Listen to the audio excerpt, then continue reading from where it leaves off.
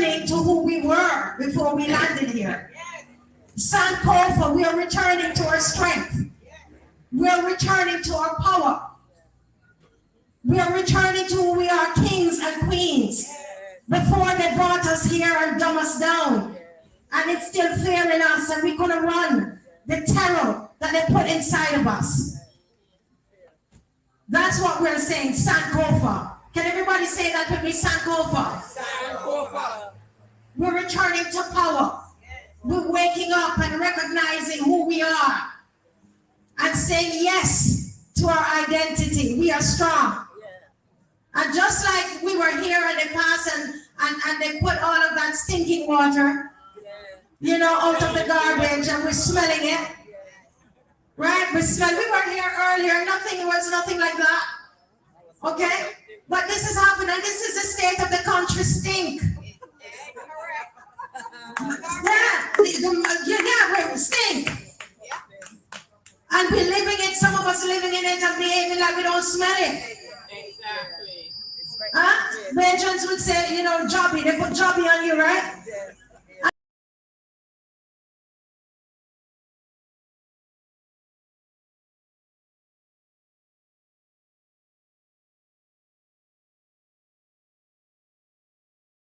Mr. Franklyn is going to come and talk about that. But we're a different set of Belgians, right? We're a different set of people. That's who we are. Yeah. We think our own thoughts. Yes? We're different and we're standing up because we're saying Sankofa. We're going to go back to our heritage. We're going back to our strength. And when they say passive, they say passive what? Who are you talking to? That's not our poor parents. They had a plan inside of them.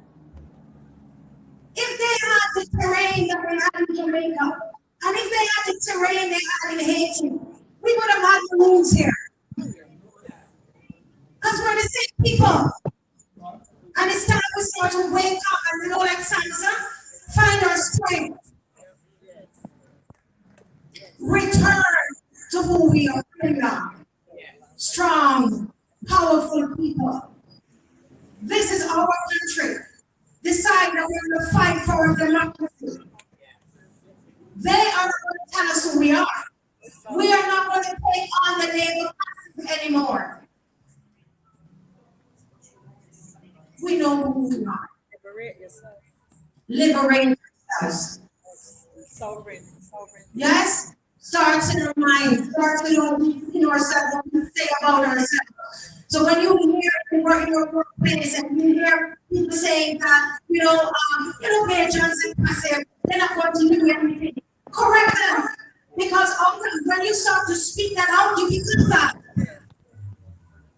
And my children will be saying it, and everybody will be saying it.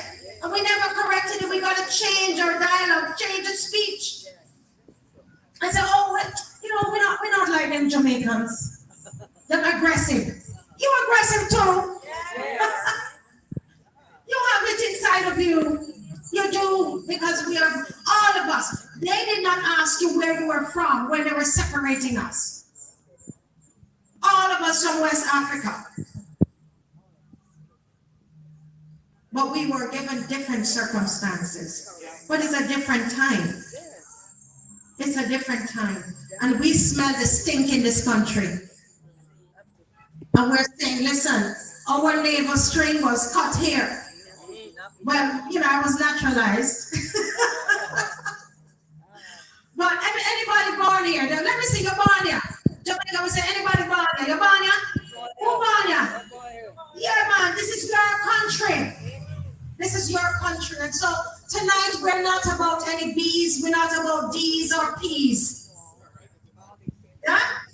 All of that, we're tired of that. We were setting up and somebody said to me, which party is this? I said, it's on the party. He's looking at me suspicious. Huh? This is Barbados. This is us. This is for us. And I don't know if they have it ready, but I don't know if they have the national anthem ready, but I think that we need to we need to stand at attention to our anthem. Because how many of you were on the march when the anthem was played? Oh my goodness. Listen, I told someone, I had chills, you know. And what I would love to see is for us to start to actually sing it. You know, when it's being played. So I don't know if it's ready. It's ready. So we're going to stand at attention, everybody.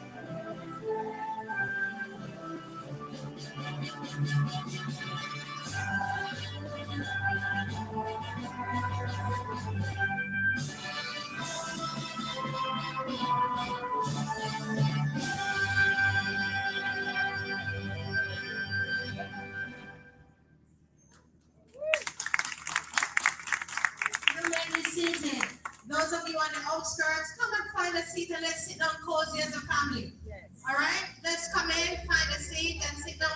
We have seats. All right, come in and have a seat. Where is the lyrical? We have a theme song for March.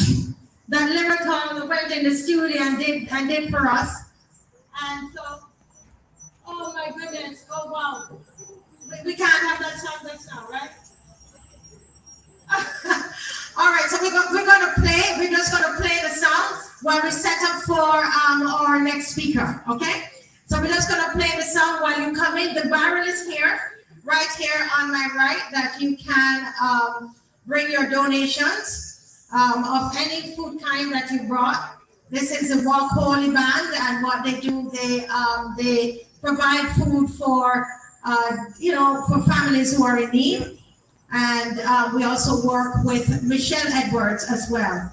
And so we want to make sure we replenish the food supplies, we take care of each other.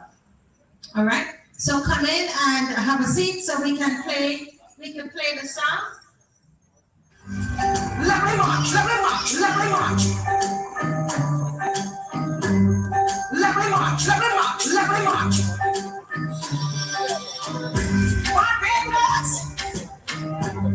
Let me march, let me march, let me march.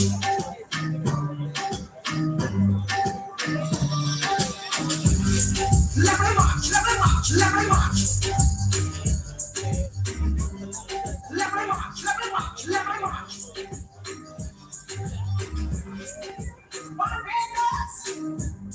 Let me march, let me march, let me march.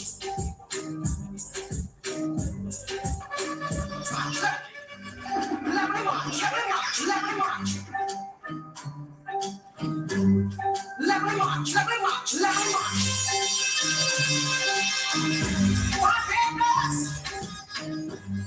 Let me march, let me march, let me march. Let me march, let me march, let me march.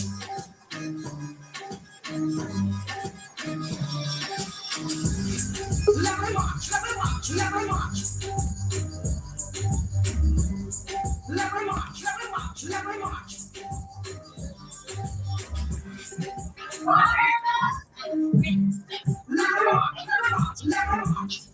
Let me march. Let me march, and we're marching again on Saturday. Saturday, we are out again, marching again on Saturday. All right? Marching again next week, Saturday. At this time, there's a young man that's going to come to us, Mr. Kemar Stuart. Anybody knows him?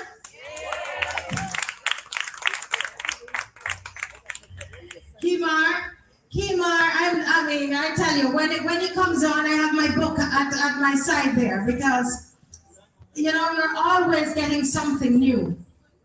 All right? And Kemar has a book that he's written, Alternate Views. Anybody's got a copy? I have my copy. We have to make sure we get that book. Kemar, you're going to have to tell them how to get the book. And Kemar is going to come to address us. And remember that at the end, after all the speakers have addressed us, then they're going to have you present your thoughts and your ideas. Okay? This is all about you. Kemar Stuart.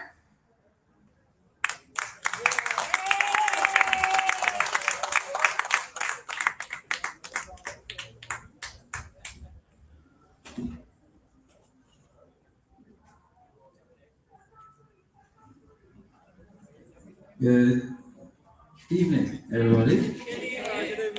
I want to say how happy I am to be here with you on the roadside parliament. I am pleased to see you all turning out in your numbers to view this evening's proceedings. I am sure that it will be a rather interesting, fiery, respectful, but still powerful enough to represent the people of this country. So again, thank you very much for coming to the roadside parliament. This is my second time in this location for the year, and I want to acknowledge all of the residents of the city of Bridgetown and the surrounding environments. I want to thank all of those persons who drove from your respective locations around the island to be here this evening. I want to acknowledge those persons who are also on the internet. I want to thank you for tuning in. So again, welcome to the roadside parliament. My role this evening is to pontificate on the changing dynamics of life in this country since May the 24th, 2018. This feels like a scripted Hollywood movie with a superstar leader surrounded by an incompetent cast. I've long dreamt that Barbados as a country has had some of the best and most brilliant leaders across the world. But somehow we've seen a drastic change in the way leadership is deployed in Barbados. I do not know how 30 people has turned our parliament into a clown circus. It is my belief that the unsuspecting population of Barbados was duped into believing that they had some type of magical pill to solve all of the problems of Barbadians. Leading up to the 2018 campaign, when asked Mayor Motley, she said that they were not going to take Barbados to the IMF. They asked all of the political parties, what is your position on taking Barbados to the IMF? The Ferdinand Stuart government saying no. At one moment, Mayor Motley saying no. Then she came back and said, well, we're unsure. We had downgrade after downgrade after downgrade in Barbados. And some of us celebrated at these things. But now that life has changed, and we've taken the pig out of the bag, We are saying that we have buyer's remorse this evening. One of the first things, and it was a very dangerous precedent that was set in Barbados, was the announcement made 5 days after the change of government in Barbados. That 5 days after the general election, it was announced by the leadership of this country that Barbados was going to default on our debts, and that we're employing a company called White Oaks for $54 million to do debt restructuring in this country. Today, because of White Oaks, we are banned from international credit markets, which means that only the IMF and those type of institutions will lend us. That was by design because the default on the debt caused us to be banned, and the IMF is giving us loans like candy. White Oaks restructured approximately $930 million of Barbados' debt. So the debt went from approximately $1.2 billion owed to the international world owed to $4 billion plus since 2018. We didn't borrow any money locally because we stopped taking from the NAS. We stopped taking from the central bank. And then on top of that, the government placed approximately $300 million in new taxation under the Burke plan. And that's why you have to pay a garbage and sewage tax. And I will touch on that in detail tonight. That's why you are paying increased bus fares, increased land tax, increased taxes, departure taxes and taxes on travel, taxes at the gas pumps. And these taxes raise or help to raise the prices in Barbados. So that the government collected or is collecting the highest levels of revenue collection ever in the history of Barbados. The highest levels. We heard the former governor of Central Bank, Cleviston Hayes. This is before they replaced him with the now Kevin Greenwich, who was the senior advisor to the government of Barbados as it relates to the IMF program. So he came from the IMF to Barbados. I remember he left Barbados to return to the IMF. And to get him back to Barbados, they offered him the job as the governor of the Central Bank of Barbados. He is the person who walked all over this country to say that we were borrowing 1% loans. Him, Mia Motley, Prasad, Ryan Strong, Lisa Cummings, all of them said we were borrowing 1% loans. But still, Mia Motley can go to Washington and sit in the wells and say to them that she wants the cap to be placed on the interest of these loans because we now have to pay upwards of 400% more on interest that we borrowed from these loans from the IMF and other institutions. This was after they warned this country and said that they did a debt restructuring, a restructuring that was criticized in the Financial Times and all the international media. Our own the government of Barbados overpaid White Oaks, which was 2 men in a room, making $54 million of Barbadians taxpayer dollars. And again, this was done with a cabinet in place. There was no cabinet in place 5 days after the general election in Barbados. So who made the decision to employ White Oaks? That is corruption. I am saying to you, the opposition, and to the members watching online, that the type of economic morass we are going through does not benefit this country. This is all tied to an agenda that is leading to a job for one person at the United Nations.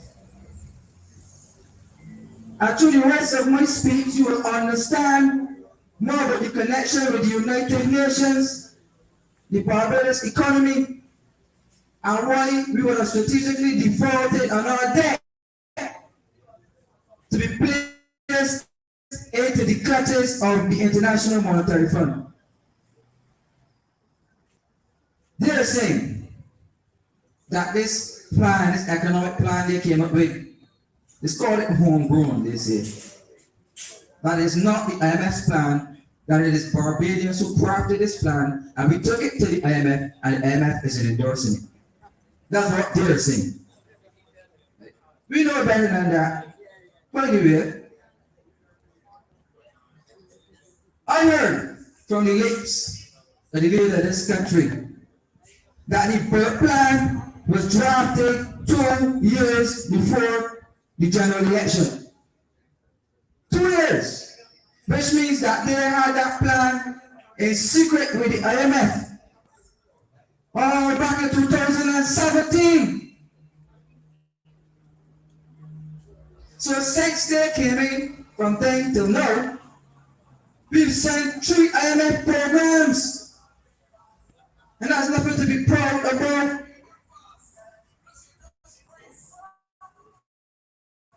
We are the first country ever to receive funds from the IMF's new Resilience and Sustainability Fund.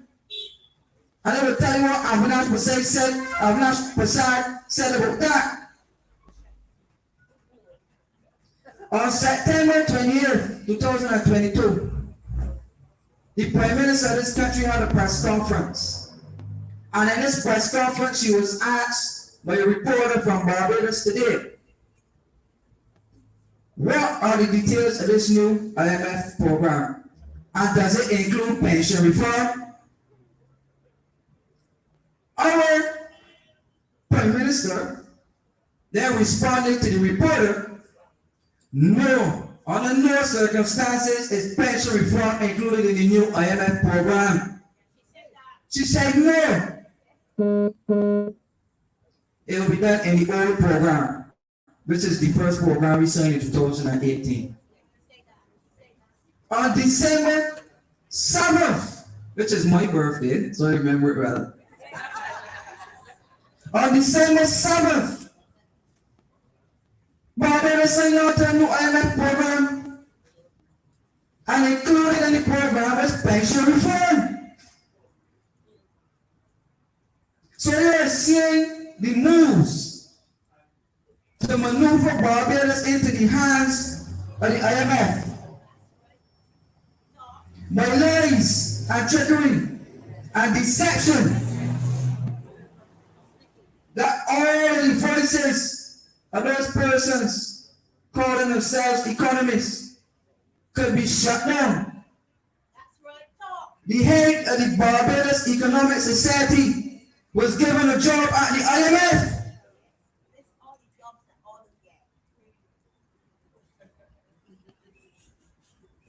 So I am saying to you, my people, the pressure we face from the external world is all about them and not about us. The IMF is not a savior for Barbados. It was not a savior for Greece. It was not a savior for Argentina. It was not a savior for any of the countries in which the IMF rolled out their economic policies. Every single country in the world, in fact, any country that has defaulted on its international debts and entered into IMF program, it did not last in longevity, but they always had a devaluation of the currency. All of them.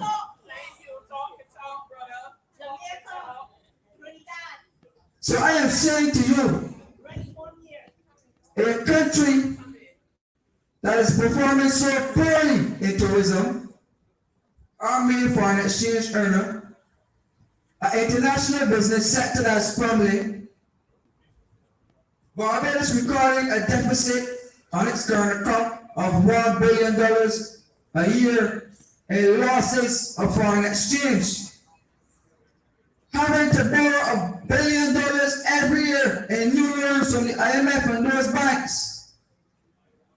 There's only a matter of time left before they say to us, we're not giving you any more money.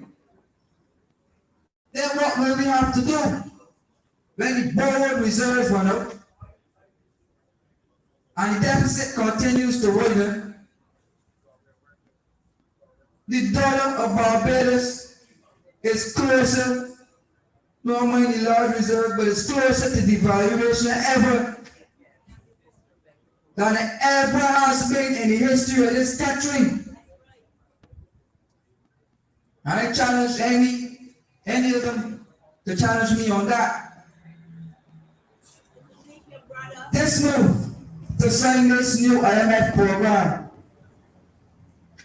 we had Avinash Prasad saying to us that this new IMF plan, along with another US $110 million plus a US $183 million package, they are saying that they are lending us money to reduce our debts. They are saying to us, we are giving you $600 million. We're loaning you $600 million to reduce your debts. No thanks. So Avinash Prasad said that the money we got from this IMF Sustainability Fund will help to replace segments of the island's drinking water and to shore up the supply of fresh water in light of a climate crisis in Barbados. Opposition, I told you, you have to watch the Barbados Water Authority and what they're doing with our water.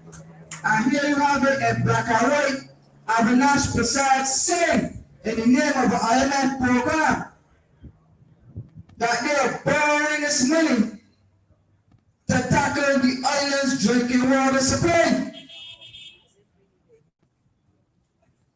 So I'm asking you, my people of the opposition, to focus on the government's agenda as it relates to the changes at the Barbados Water Authority. Because our water is under threat. Did you know that they're bottling our water to sell overseas? Well, they're saying to us that we have a water shortage crisis. Ain't short enough to sell overseas, but it's short enough for us, Barbadians. Because it was never about us. So my people, I am asking you to pay close attention to what is happening there. We later understood as a country why we are going the road we are going. As it was announced by our leader, well, it was announced internationally because they don't speak to us locally. Anyway. But it was announced internationally that Barbados' Prime Minister, in collaboration with the Minister of Finance and Economy in Uruguay, was being appointed to serve as the development chair on the IMF and World Bank committees. They also announced that we would have been the co-chair on the World Health Organization and its group leaders. And a very small piece of world economic history in Barbados is that our debt restructuring is one of the few countries in the world to restructure government treasury bills, thereby robbing the citizens of their savings. That has only happened in Uruguay And again, we're on the same committee with the finance minister from Uruguay. It has happened in Uruguay, it has happened in Ukraine, and it has happened in Russia. Only those countries. So we're making history for the wrong reasons. I want to quote from the Financial Times. The Financial Times said that Barbados, as the chair of the IMF World Bank Committee, has to participate in the selection of a president for the World Bank. And I want to quote our Prime Minister as chairman of the World Bank and IMF Development Committee, saying that her recommendation for president of the World Bank is president of the Rockefeller Foundation. And she also made a recommendation for the Director General of the World Trade Organization to have the position for president of the World Bank.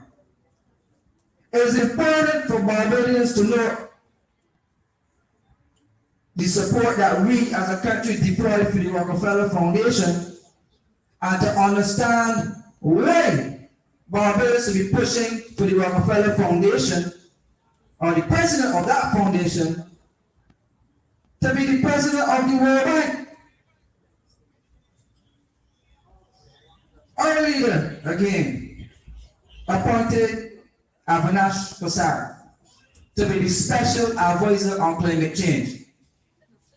They also appointed Liz Thompson to be Barbados' ambassador plenipotentiary for climate change. Not sure what Liz Thompson knows about climate change.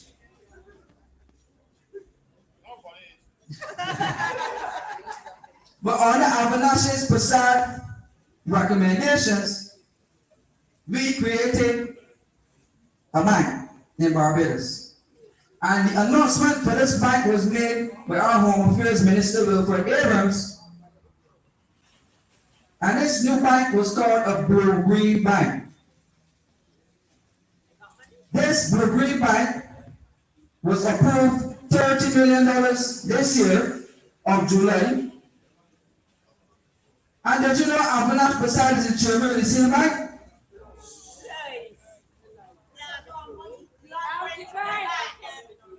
So they were given $30 million from the bank. And I want to say to you, I want to give you who were the persons who initially contributed to the startup of this Blue-Green Bank.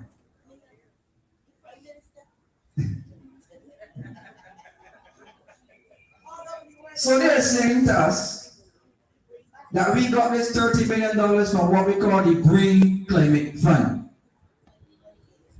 And if you're following these activities, there are a coalition of banks all around the world, the IMF, the IDB, the World Bank Group, the European Investment Banking Group.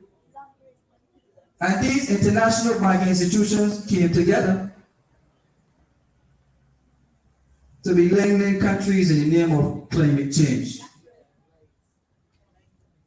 I read some IMF documentation from the IMF director. She also came to Barbados. She also has a copy of Alternate Views, by the way.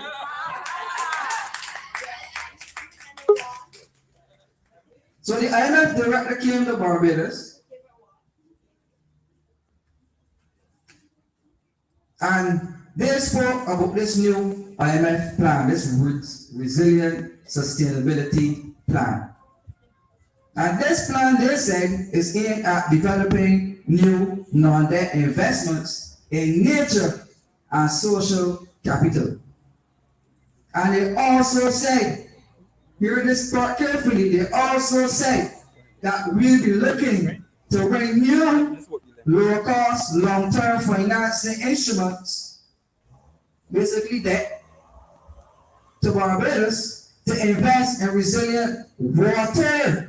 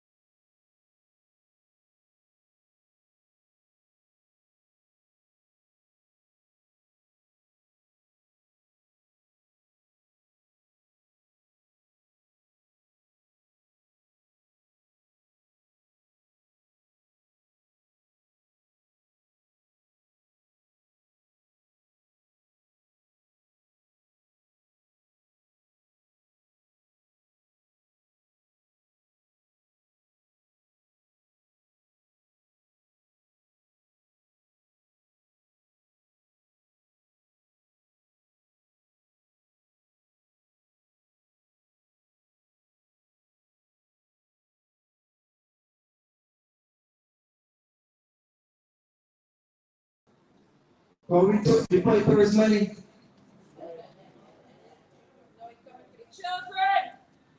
And as she said, they're coming for our children. You heard how many times I mentioned the LGBT tonight and how much money we took from them. So do you understand why we could do nothing about these surveys? Do you understand why we could do nothing about these surveys? I will say to you, my people, because I don't want to lose you about the Rockefeller point. I want to quote the leader of this country again on establishing the Blue Green Bank. When she gave again about thank you speech, she said us, and I quote, "We are grateful for the financial support from the Green Climate Fund and the establishment of our Blue Green Bank.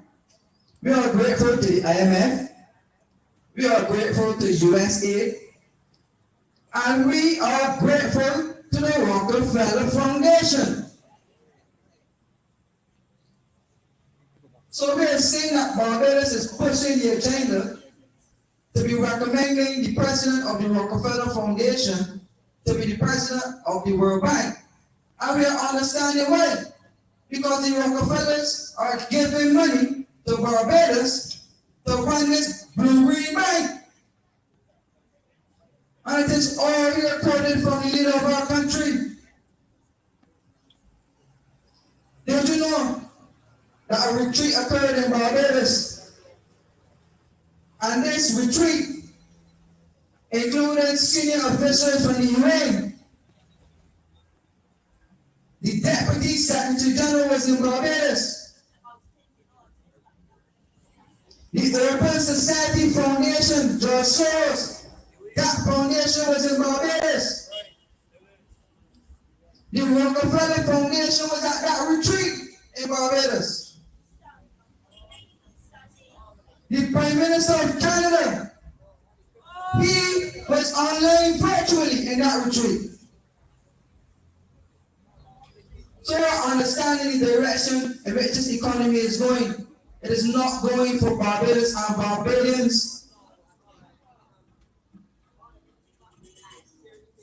So in unraveling this relationship Barbados now has with the IMF, that you are now gaining deeper levels of understanding of what's happening economically in this country, Barbados, where the people are being disadvantaged for a new agenda.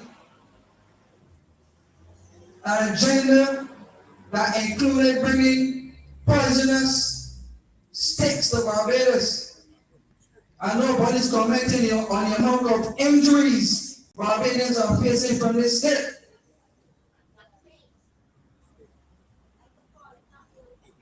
So I am saying, Barbadians, I am saying to you, pay close attention, because they're coming for our water.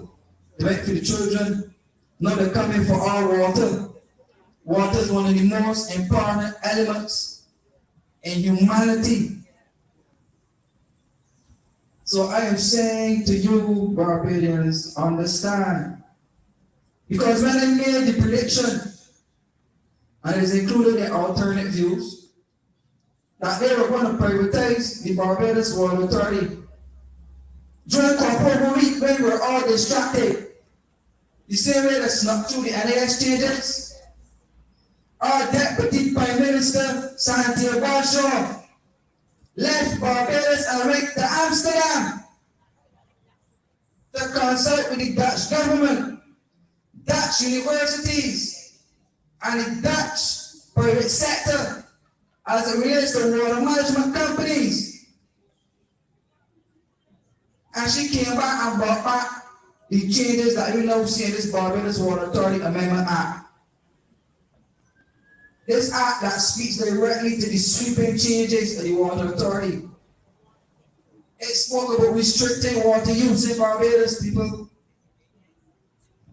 They fired the general manager. Then the same guy who said that he was spending the sewage tax as he felt like, by the way. They made his post redundant to create two: a chief executive officer and a chief operations officer. Because they're looking to put their person as the chief executive officer because they know all of the new climate funds will be deployed to tackle, and as I mentioned earlier, water facilities, water management. And this was handed down by the IMF, the IDB, the Rockefeller, the Open Society, the Blue Green Bank. So even though water, you will no longer have full control over if they get to do what they're planning to do with the Barbados Water Authority. So I'm asking you, the opposition, to stand up against that type of tyranny in Barbados.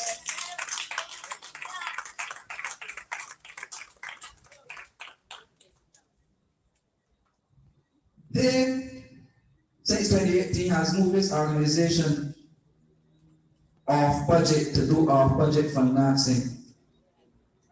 And they move that sewage tax collection from coming to the consolidated fund to run it through the Barbados Water Authority, an institution that has not tabled financial statements for some time. And you can quote that from the Auditor General's report. That a tax that's making $80 million a month in Barbados, nobody can account for it. How can you be making $18 million a month in Barbados and there's no public document or statement that you can reference to account for that type of money in this country? And the water is still brown and black and green, or none at all, or no water at all.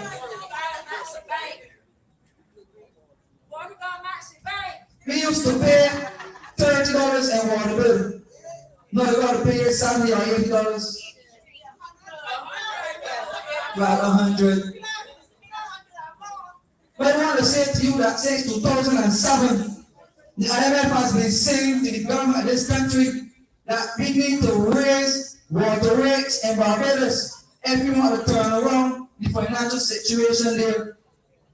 That advice was rejected up until these laws came in. And I asked Dr. Kemar, who's on the Public-Private Partnership Committee for the Water Authority, that was announced by Charles Griffith, who's the member for St. John, that he talked with Abrams to St. John to tell the people who want to handle water for months who have a dry taps, that the dry taps have a leak.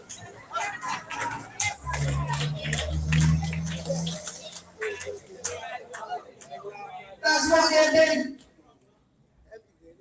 So I am saying, when I asked Maskell about this committee and we're prioritizing the thing, Maskell's response was, man, we have to find the right price for water. What is the right price? And if you read the IMF documentation, it clearly says an automatic adjustment upward in the price of water. So they're telling you what they plan to do.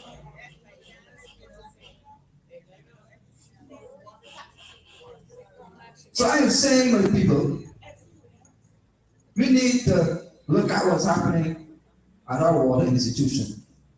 Because one last thing that I want to touch on here is this sewage plant in Barbados. We had sewage flowing on the streets of Barbados, and it is my belief that the sewage was sabotaged. They found beds, stoves, fridges. You could have gotten a whole house out of the sewage plant. Magically, after the government changed, they say that the sewage cleared. That was not exactly accurate. They were running the sewage through the greenhouse swamp and throwing it out to the sea. We, again, are making $80 million in European sewage tax, and that sewage tax is supposed to fix the sewage. Then the government put aside $131 million in capital works projects in their budget to tackle the sewage again. Then they borrowed, no, they got 18 million US in grants from the European Investment Bank to fix the sewage. They got loans from the Chinese to fix the sewage. So where is all of this money going to fix the sewage? So I did a little research on that. And if you listen to the leader of our country, when she spoke about this debt swap to get an additional US $300 million to fix the sewage again, people are saying, well, you know, we have to fight to keep the sewage under the management of the Barbados Water Authority. Why do you feel she wants to keep it there? Because they understand how the money is flowing through there. 80 million unaccounted for. You had 3 or 4 boards that resigned from the Water Authority since they came in. And the boards that resigned said they were giving the same contracts to the same players all of the time. So it shows you the corruption. So I am saying to you, my people, this debt swap that they want to bring to fix this sewage plant is thereby in and about the same thing to have these philanthropic organizations coming in to buy up Barbados' debt. Because if they can buy our debt, our international debt, by the way, we don't owe them. Which means that if they say they want all of their money, we have to pay all of their money. If you don't want to pay, you have to do what they say. So that is why our pension is being cut. I look forward to hearing Caswell tonight on that. That is why the change in the Water Authority. That is why they're reforming the education system. Because I never spoken to them about that too. Because they will still want to start charging us to go to school. It happens in the Caribbean. You're going to pay to go to school in Jamaica. And Jamaica went through one of the longest IMF programs in the Caribbean. So don't think that it can't happen here. It's already on the way. So we need to follow people like Kemar before we make changes to the education system. So people, to wrap up, we need to focus our sights and to expound upon these issues that plague us. That we are now the baby, the girl in the short skirt for the international community. For them to give us anything and everything and to continue to pimp us out to the highest bidders to satisfy the whims and fancies of rich billionaires in this world who continue to live the lives of saddists. So we are calling for liberation this evening. And as this opposition goes forward and the people of Barbados go forward to take our government back from the rulers of tyranny and dictatorship, that we return democratic and democratically run institutions, a democratic parliament, and most of all, free and fair and economic opportunity and upliftment for all Barbadians, color, class, or creed. Thank you very much. Enjoy speaking to you.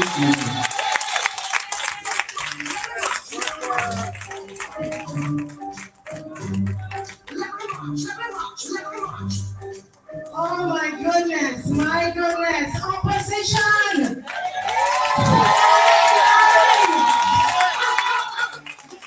Oh my goodness, we could listen to for the entire night, right? Yes. Awesome. And we want to, say hello to those who are watching us online. We have over 300 persons watching us tonight. And I'm looking out and I'm seeing people in their cars and people are out and we're getting there. Yes? Exciting. Now, we have the petition that is going around, and we're going to ask you to sign it. This petition says, we, the undersigned, petition Her Excellency, the Most Honorable Dame Sandra Prunella Mason, to effect the following matters and conditions regarding the National Insurance Scheme. The age of retirement to be at 65. Right? Politicians and citizens to be empowered with respect to retirement age. And I'm going to go on and on because you all know what's in there, right? Yeah? Regular audits are conducted. Okay? Government pays back the money owed to the NIS. Government identify the leaks in the scheme and fix them. And already this is filled up, all right? Filled up with signatures. Right, so anytime you see them going around, make sure that you sign it. We have about in November before the president, makes some, I guess, gives it okay with this. I don't know the correct jargon, but I'm told that it's up until November. Some people say, well, it doesn't really matter, they're not going to do anything, but listen, we're going to try, right? We are going to try. So we're going to ask you to make sure that you sign it up. And if you want copies, right, okay, the lady there that is right there, the young lady there in black and white, has them. And if you want copies to take to your workplace, please do. Please take the copies to your workplace and, our church or wherever we have a lot of people, and to get them to sign up the petition. November is right around the corner, okay? All right, and big hello again to the online, those who are watching on Africa Bridge TV channel, and those on Facebook, we say good night, good night, good night. Now we have His Excellency, Dr. Ferdinand Nichols. And he's one of those pastors, I would say, not brought out. Not afraid, you're gonna hear him tonight, you've been hearing him on the show. And we're always happy to have him give us full support, not just prayers. Some people pray for you and then there's no practical help. But tonight he's going to come to address us. Dr. Ferdinand Nichols.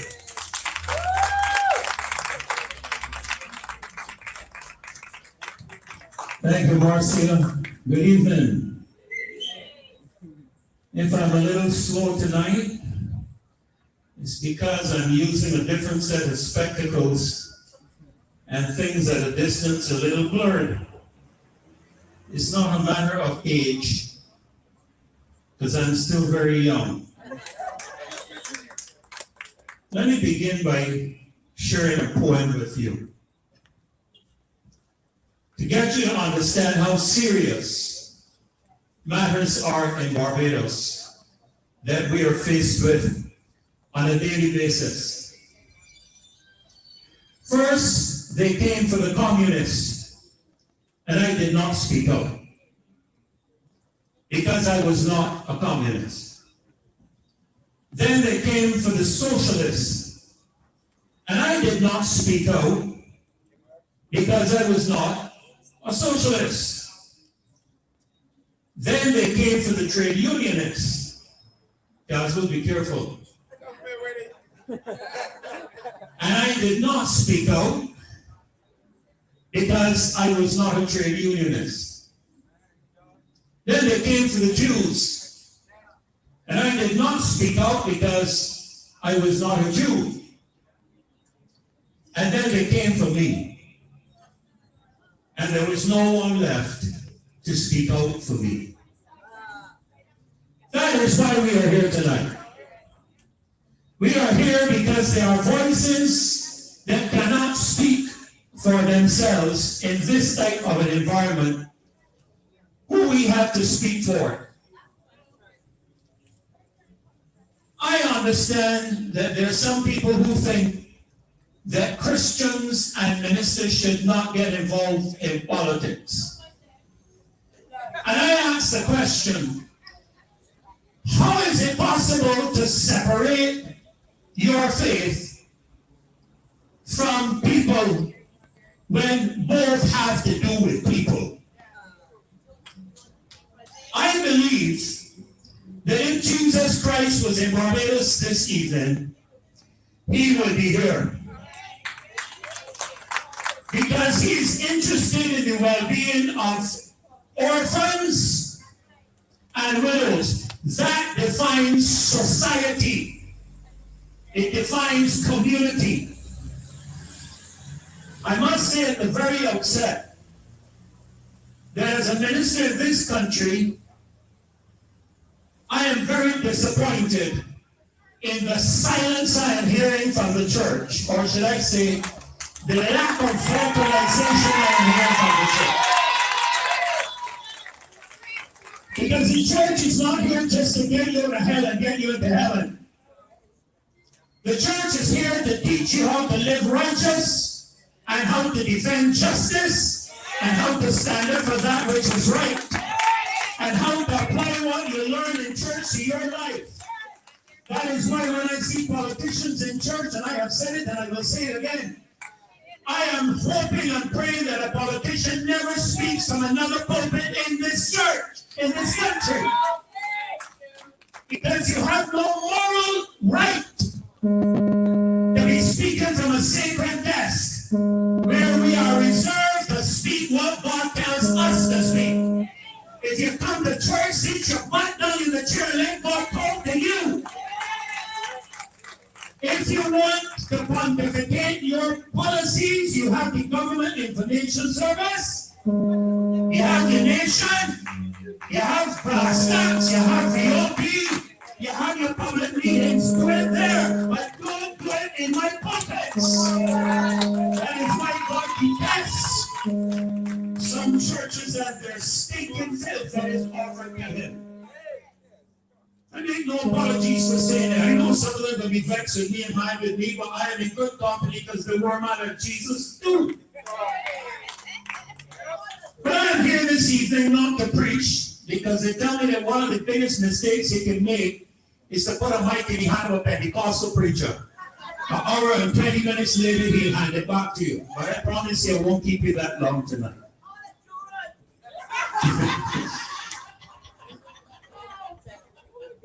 Tonight, as a people, we are facing some very, very serious winds that are blowing in this country. We have heard a lot pontificated concerning something called the Barbados Trident ID. I have said before and I will say again, the concept of the Trident ID card did not originate anywhere in this country. If anybody has been following the national news, you will know that there are two groupings. And I want to address one of them tonight because you are going to be in for a surprise when I tell you about one of them. There are two groupings that are attempting to dictate the financial processes of the entire world, and in one of those groupings, not a single man has been elected by anybody in their country to represent them. One of them is called the World Economic Forum. It is a gathering of the elite of the elite. And I heard a couple names mentioned this evening that belong to the WEF. One of those names is a man called George Soros, who is in Barbados funding our UWI, and I challenge anybody to tell me different. Because I have the information where he and the former chancellor sat together and signed a memorandum of understanding to the Open Foundation to help fund UE here in Barbados. This is a man who's been declared persona non grata in his own country. Cannot go back to Hungary. Creating hell in America. Funding the BLM false movement and all of the unrest you are seeing in the United States. That man is who we have supporting our UWI. And by way of information, there a member of the International LGBTQ+ group sitting on the World Economic Forum Advisory Council. I am going to maintain some dignity. I know it's only a question. I can't answer that.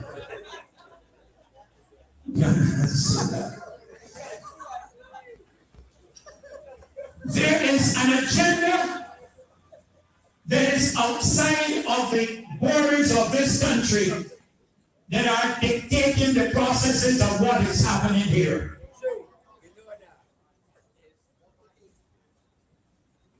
Several years ago, the World Economic Forum proposed the idea of an international global ID card. And the purposes were very simple. ID card through all the shaft to control the people. That's what it's for. Coupled together with something that you are probably now beginning to hear about, called the central bank digital currency. Now, I must tell you that there was a young man that just preceded me. And I said to him just now, I wish we had 100 more young people like you in Barbados. A brilliant young man. Well-schooled, well-informed, well-researched, and can hold his own against any of them not. He's too good to engage a debate with anybody in Barbados. He will have to be engaged in debate with the guys from the World Economic Forum.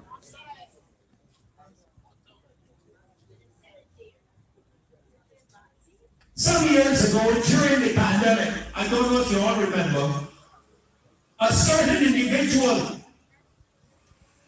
foisted the idea that we need to move toward a cashless society because cash is dirty. I don't know if you all remember who made that statement. I am not calling any names. My mother taught me to be respectful and decent. And when I read the book of Revelation, I understand that the first thing the Lord did before he dropped licks and people is he gave them a commendation. You remember that? Some of you don't even know your Bible. You better go and read it here. If I need it no more, they have ever needed it before because it is today's newspaper. There was this talk about a cashless society. We've been hearing this for years. But it's now on the verge of becoming a reality. And for your information, the citizens of Nigeria have just rejected it in Nigeria. A year ago, the Nigerian government foisted it upon the people by force. And you know how they did it by force? Something called an ID card. Let me explain to you about this ID card. We are told, and I see these technological things we got. I thank God for them because this in here say our conspiracy or misinformation because people have to deny what they themselves have said. They got to deny it. So I go into the facts.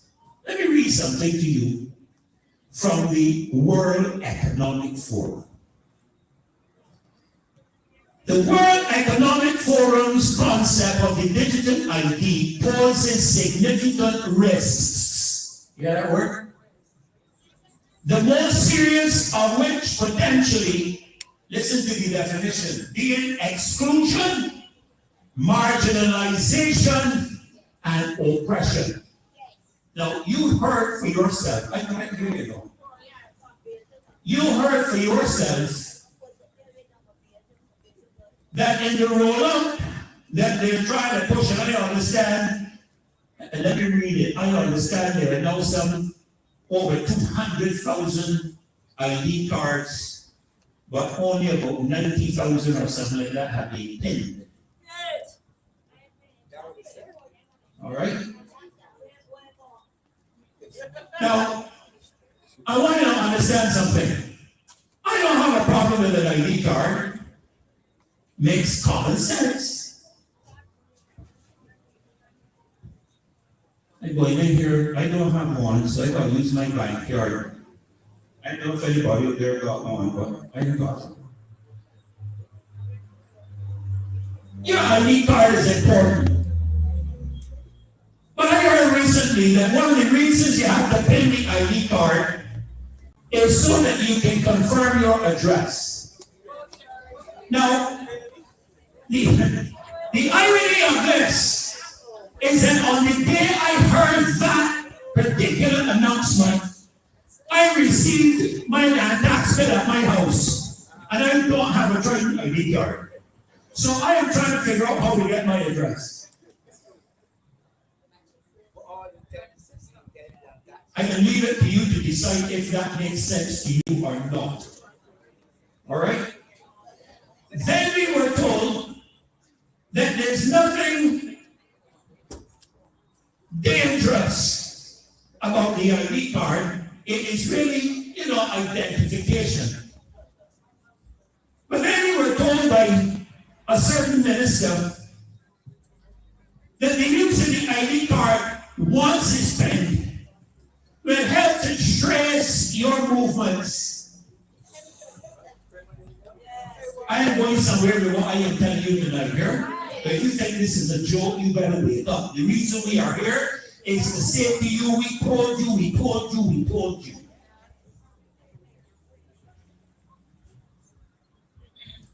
So we are told that it's no issue, it's just a pin the ID card, it's not a problem. But then we are told by the same mouth that the ID pin will help to track the movements and these different kinds of things, and they were using the senior citizens as the rationale. Then we were told, let me tell you, you all think I'm foolish, but I am not foolish. Barbadians can use their own identification card for a while longer, until the end of January next year, with a further extension to the deadline for acquiring their new Trident ID cards. Prime Minister Mia made the announcements on Tuesday as she urged, listen carefully to what I'm saying to you, because I'm going somewhere with this. She urged residents who have not made the switch to the Trident ID to do so and pin their new cards, noting that the National Insurance Scheme could be the next state agency to utilize the pin and chip technology. Now, when you couple that with the central bank digital currency, remember the only people in this country who have the legitimate right to print money is the central bank. The cash that you got in your pocket doesn't belong to you. It belongs to the central bank. At least I think so. Let me look back and see. I think it says something about that. I don't know. I used to say it at one time. Anyhow, I'm losing my money. But back in here fast, folks. The central bank digital currency, and this incidentally, the United States Congress has just rejected the central bank digital currency and forbid the Federal Reserve from issuing any money in the United States. The American government just did that. Congress just did that. All right? Now, why? When the central bank takes out cash from the society, and you can only use digital currency provided for you by the central bank. And the gentleman presenting the Barbados ID card said that they are working in collaboration with financial institutions and banks. What in essence we are being told without it being said is that inevitably the government will have control over your money, and you will not be able to use it as using it. Case in point, last year when the protesters in Canada against that demon called Trudeau protested his mandatory vaccinations, he shut down the accounts of the people who had the ID cards and women could not buy food for their babies and children at their houses. What makes you think that that can't happen here? Huh? Remember when the came to the communists and I was not a communist?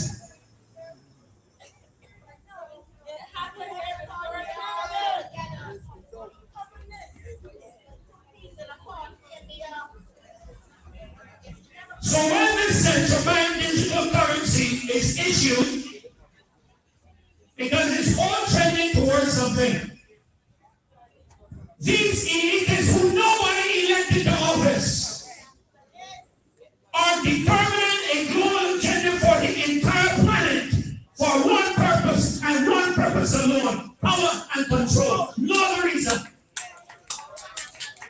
And they're testing it in the little half-dead stinking countries of the world, like Barbados and Malta and Africa. When you don't test it in France and see if Macron don't get his head knocked off. When you don't test it in the United Kingdom. They can't test it in the United States, so the Congress already shut it down.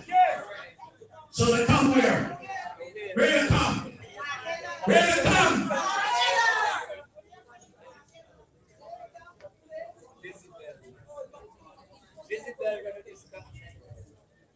There's an old saying: the borrower is servant to the lender. He who pays the piper pays the tune. And the reason that I'm standing here tonight, fundamentally speaking out against what I see beginning to happen in our country, is because I now have grandchildren who long after I am gone are going to have to clean up the stink we leave if we don't fix it tonight. I'm not worried about my children. My children are big adults and they're with me around here now. But it's my grandchildren who, when they become as old as my children, I may not be around here. Some tell me he ain't going to be, but I put an application upstairs for 110 years because I'm not a fellow that lives to that. I know a couple of people know about 100 and 110 as vibrant as I am tonight. So I put in an application, so I may very well be here. I put it in earlier, like a foolish thing, that after he get the nuts, he got back a bag for it, and 15 years later, he produced the worst, most wicked thing that ever reigned in Israel. I put him in early. For an extension. That is why we are in this movement. We're on this movement because we are opposing for opposing's sake. We have a deep concern about the future and the direction of our country that is being taken without consultation with the people. Just because you're voted into office does not make you Lord God. Can't remember the date. It was when 2022, November 30th, we became a republic. Is that when it was? Anybody here can define for me what a republic is? Can anybody here tell me what is a republic? Can I tell you what it is? Can I tell you what a republic is?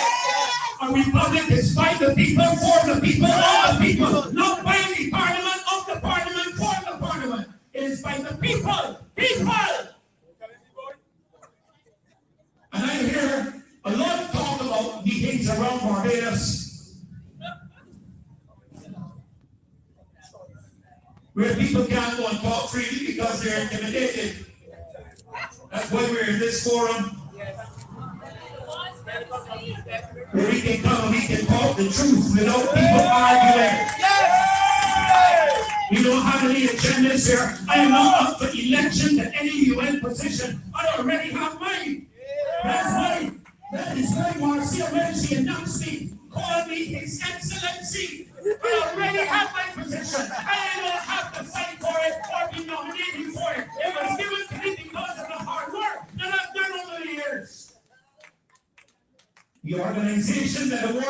that position in 2018, and International United Nations Affiliate Organization gave me that position and made me put me in connection with some of the wealthiest philanthropic donors on the planet.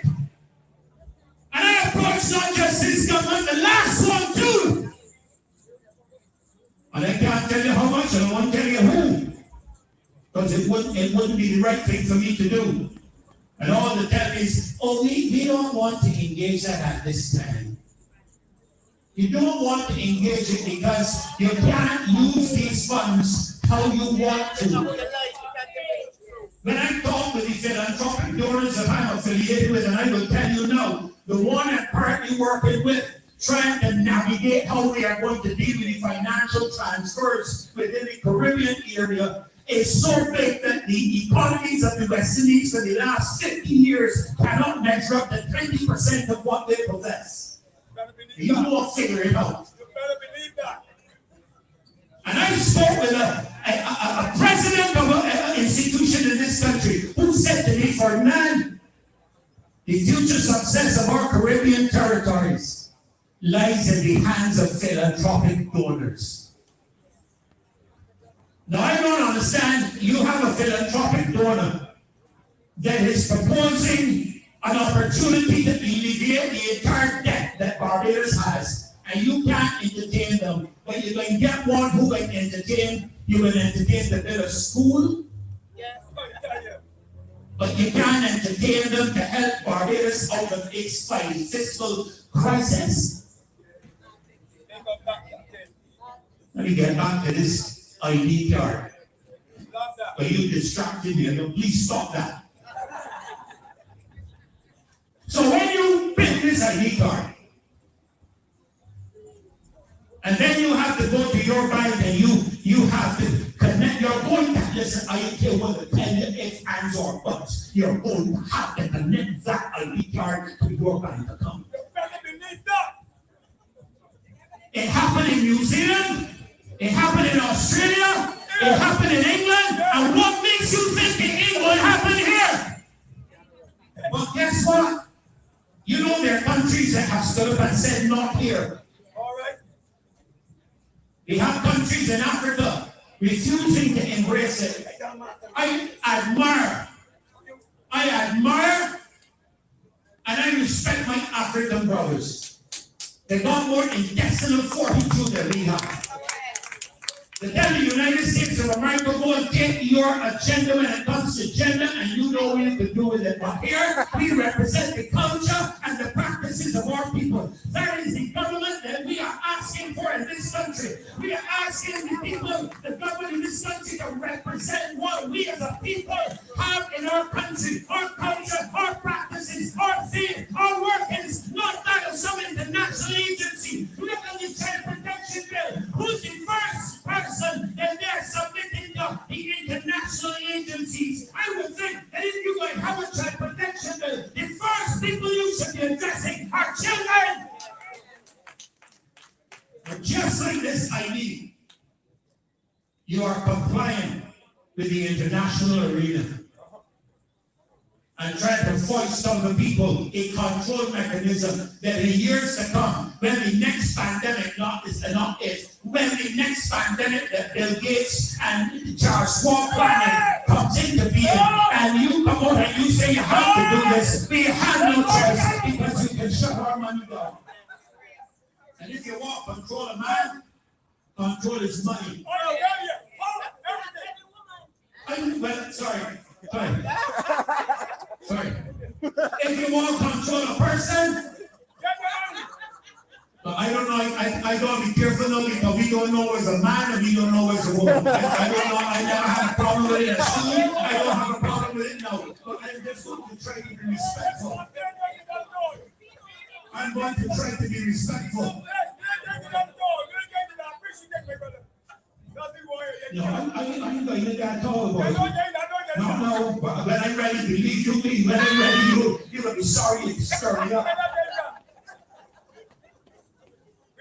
But that is the control mechanism that is being positioned. And quickly, let me, because my time is gone and I want to respect my time. It is moving towards something called 15-minute cities. Where you remember during the pandemic, you were told you can go more to a certain place from your house. You remember that? But how could they measure that? Unless they get you on the road.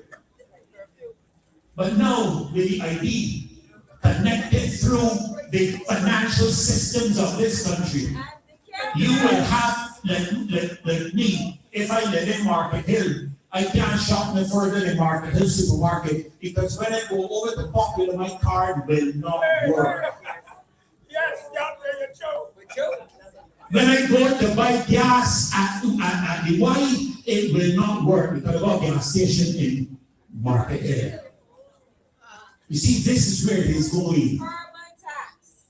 Let him that hath an ear hear. Good evening.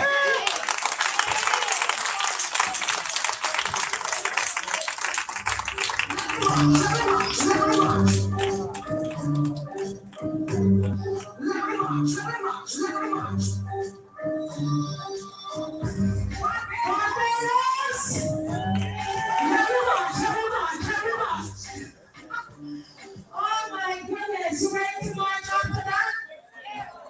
You ready to march after that? Oh my goodness, and someone said online, there are about 450 some people watching online right now. 455, says my husband in the back there. Listen guys, we're taking this thing back. We are taking responsibility.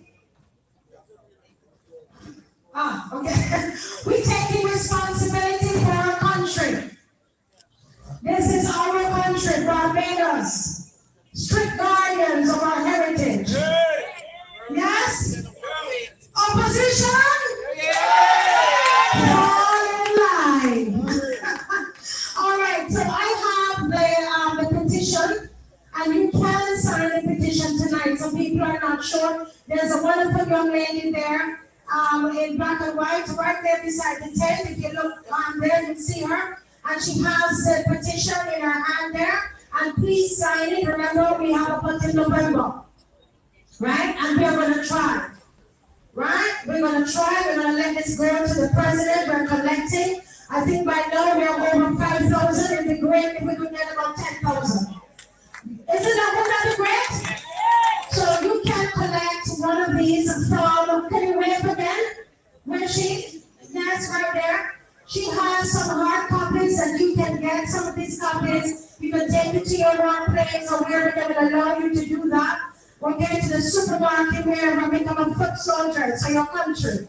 And get people to sign it. This is concerning the pension, right? And the NIS, we want the age of retirement to be at 65, okay? Yeah? And we want to make sure those contributions is back at 500. Listen, we have alternate views. Kemar Stuart. Doesn't that sound good? I'm so proud of him. I push him like he's my son. And I have my copy, and he has 10 copies here tonight. This is what he does for a living, guys. He's alternate views. So we're going to support him. Right? We're going to support him tonight and make sure he doesn't go home with any of these books. Right? Good. See my lady, she has a book in her hand right here. Well, guys, it's time for the general. The general is in the house, Barbados. So we got to fall in line. All right, General, the General, Caswell Franklyn. The man who says it like it is. Oh, we love you, Mr. Franklyn. You good? All right, let me move my glasses before you use it. Use your own. Okay, you want to put it in there?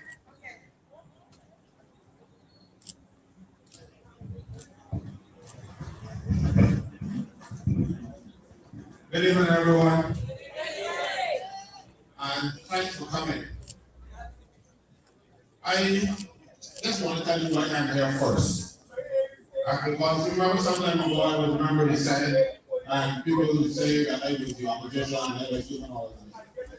And that's because the government took all 30 seats and Bishop Allen crossed the floor and he asked me if I would become an opposition senator. I did try my best to point out to the people of this country what was going on, the mismanagement and the confusion that this government was wreaking on the people, the havoc that they were wreaking on the people in the name of governance. And I tried to show the people of this country what was going on or what was going wrong. Well, I don't know if that was good enough because the people did not listen. And at the next poll, 3.5 years later, the Prime Minister took all 30 seats again. I was disillusioned. I was hurt. I couldn't believe that they did after seeing what this government did to them in the first year, in the first term, that they would return into office. I was sure the elections were rigged. I couldn't believe it because this government started on a mission of robbing the poor and making sure the rich were covered. One of the first things they did, and the people of this country should never forget, this water and sewage tax. You have people not too far from here who live in some houses that do not have any water in the house. They got one pipe running from the road and they do everything in the yard. They used to pay $32 a month. And this government put a tax of $45 on a $32 bill. I don't know what about that. Some of these people were so dire straits that they could not pay the $30 when the month comes. It was that bad. Now, if you can't pay $32, then another $45 they can't pay either. But the people who are swimming pools in their homes, they have to pay the same $45 sewage tax. Believe it or not. And those people went and voted for them again. I cannot believe that the people of this country could be so dumb. I am following up on trying to be nice and the United Nations, as a matter of fact, nobody has ever approached me to become a diplomat. Mind you, I will not go on the bus and fight the Americans, but I would try my best, but I'm not diplomatic, so I'm going to tell you as I see it. So I was upset. I had actually decided that if the people want this government so badly, let them keep it. So I didn't hash my mouth and let them do what I want to do. And people are saying, well, tell me, I hear you. I say, you don't want to hear me. If you listen to me, you don't want to hear me. You will not go back 30 drones in Parliament. But somebody changed my mind. Just the last working day in July this year, government went to Parliament, to the House, and sneaked through, it was a Friday, and sneaked through amendments to the National Insurance and Social Security Act. Then we had Saturday, Sunday, Monday was bank holiday, and then Tuesday was also bank holiday. And the following day, well, the Senate was met, and the Senate was supposed to go and pass this bill. When I saw that, hell broke loose in me. I said, but these people too nasty. They're doing something as some of the fundamental changes to our national insurance system. I don't want to know about anything. I cannot believe, and I cannot sit down and stay quiet. I couldn't. So that is the reason why I cannot. Because let me tell you what they were doing, or what they planned to do.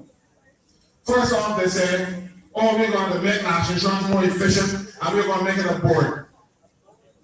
Barrow, the great, excellent, and Walter Barrow, made national insurance a board in 1966. So they are going to make it a board again. The only difference with the Barrow board and this board is that you will not be able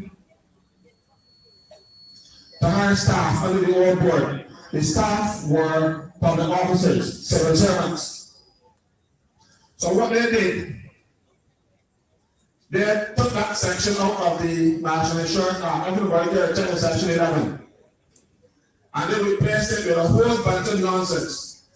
And they put in now, in addition to the staff that is up there, 8 new chiefs. When I said all these chiefs are not Indians. 8 new chiefs. And they set up what the criteria for their appointments will be. That is already done in the public service, so why do you have to put it in the Act of Parliament?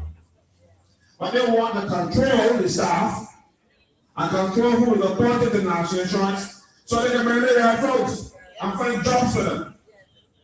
That was bad enough. But then another part of the legislation says that you will no longer qualify for national insurance if you made 500 contributions. 500 contributions is just less than 10 years. Because 520 contributions will make up the 10 years. But it's just short of 10 years.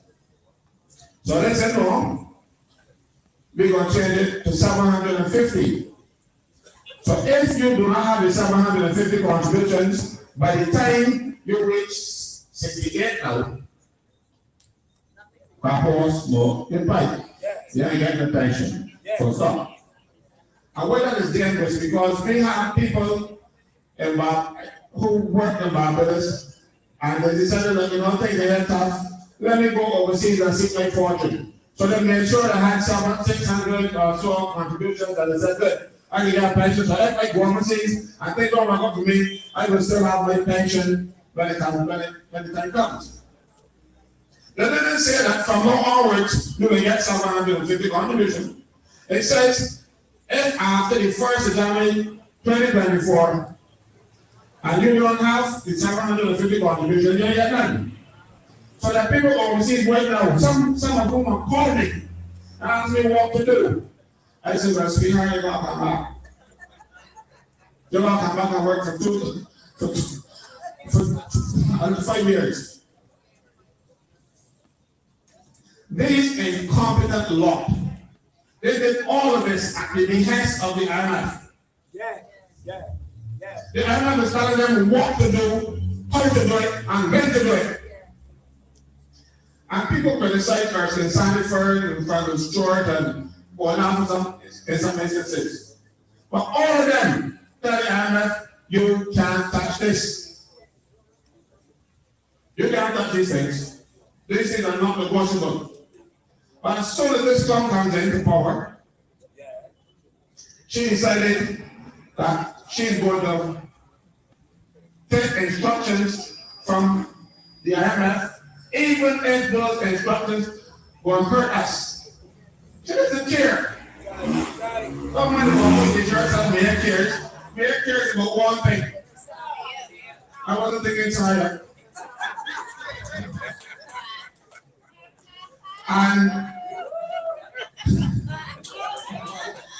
And once she's satisfied with that, anything goes.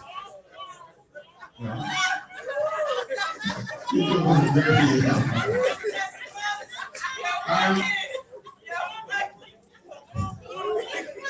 No. I don't have that.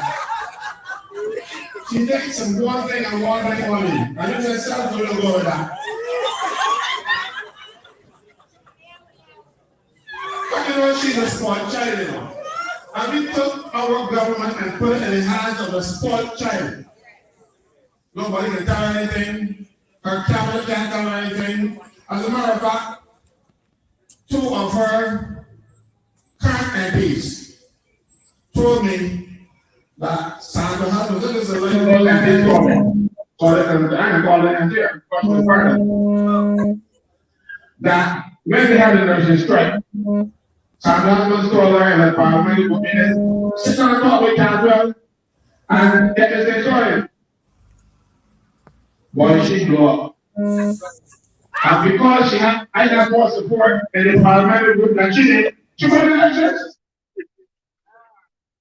And they said, oh, that's good. She wanted to get rid of some of them. They were not supporting me. And my cause, because of how unfair the elections in this country, I still do. You know? But let me get back into the story. So you say now we're going to have 15 hydropower for 15 years. And then they also decided that they will take the retirement age from government age, the pensionable age from 67 to 68. When Thomas was getting the poverty's retirement age was already 68. He brought it down to 65. And third BLP administration carried it right back to where it was. It was 68 before. I remember my grandmother was at 68. So she's taking back everything. But what troubles me most of all is that they're getting a pension at 8 years. And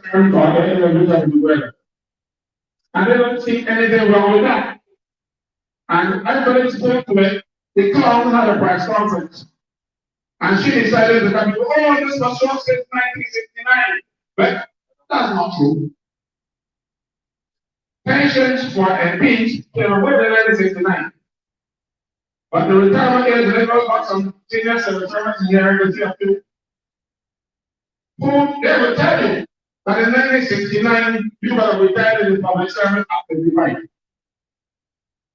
You're going to retire at 55 and get a pension. So Barron put the retirement age for the MPs at 55, the same as civil servants. I actually want that. But over time, the retirement pensionable age for civil servants went from 65 to 60 to 65 to 67 and now 68. But you know what happened to the MP? They made it down to 50. So they will get their pension in 3 years. Why they going to do the thing now? And my child will be in the debt, but it doesn't. It's my pension for 3 years. And you see nothing wrong with that because they're private and excellent. And what is that there? They think about themselves. Right? 18 years. But that's not enough. When they reach 68 now, they can still get a national insurance pension too. Yeah, they can still get a national insurance pension. So they get 2 pensions, they can get 1. But it lives along. Because it's this Canadian. And when you start bringing the switch, as Kemar talked about, because you realize that they're making the draw one area smaller so they can put toilets in houses for raw water so you will drink that. Go up in the bell and they're building a hospital up there. This is like a building a storage plant. But this country has never maintained anything properly. So next thing you know, you have a hospital up there, 1,000 old people, and every day they get into the water. And when you say, this water smells so good here. But what happened is that the government state rule, you know. They took the water, they put the dump up there, they said, oh, this is zone 4 area. And down by Molyneux, which is just no part of Sandland, I said no. They just pump water from there.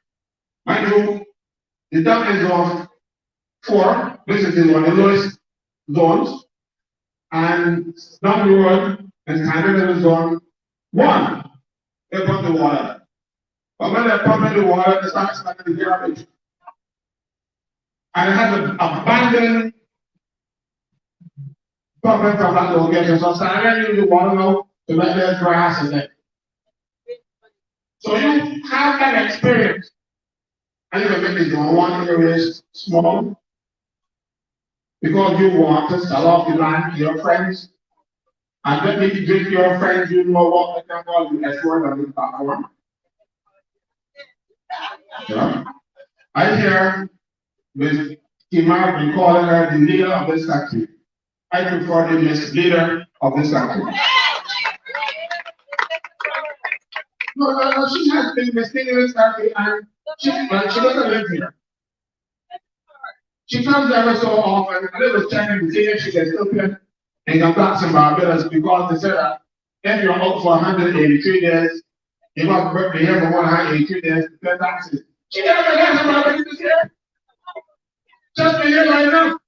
She doesn't care about what's going on here. She cares about we're not there. Consorting with the LGBT and everybody else. Pushing the LGBT was child to the world, you know.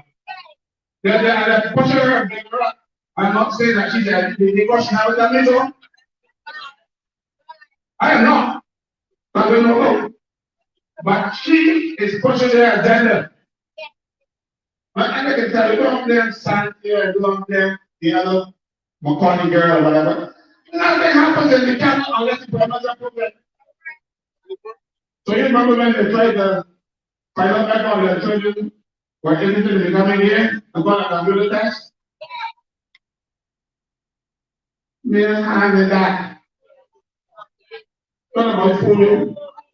And then everybody tries to get McCartney. Because she was in the Minister of Education when they did the second survey. It was done before elections. And you know who was the Minister of Education before elections? Our dear Deputy Prime Minister.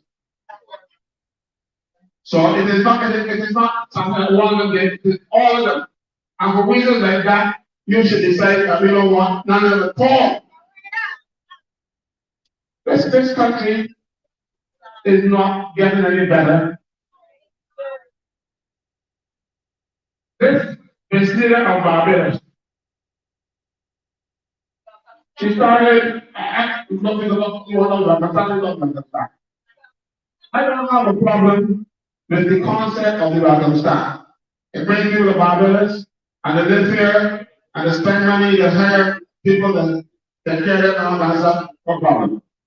What I have a problem with is that contrary to our laws and our traditions and our culture. One of the things that put in this program is that you will allow domestic partnerships.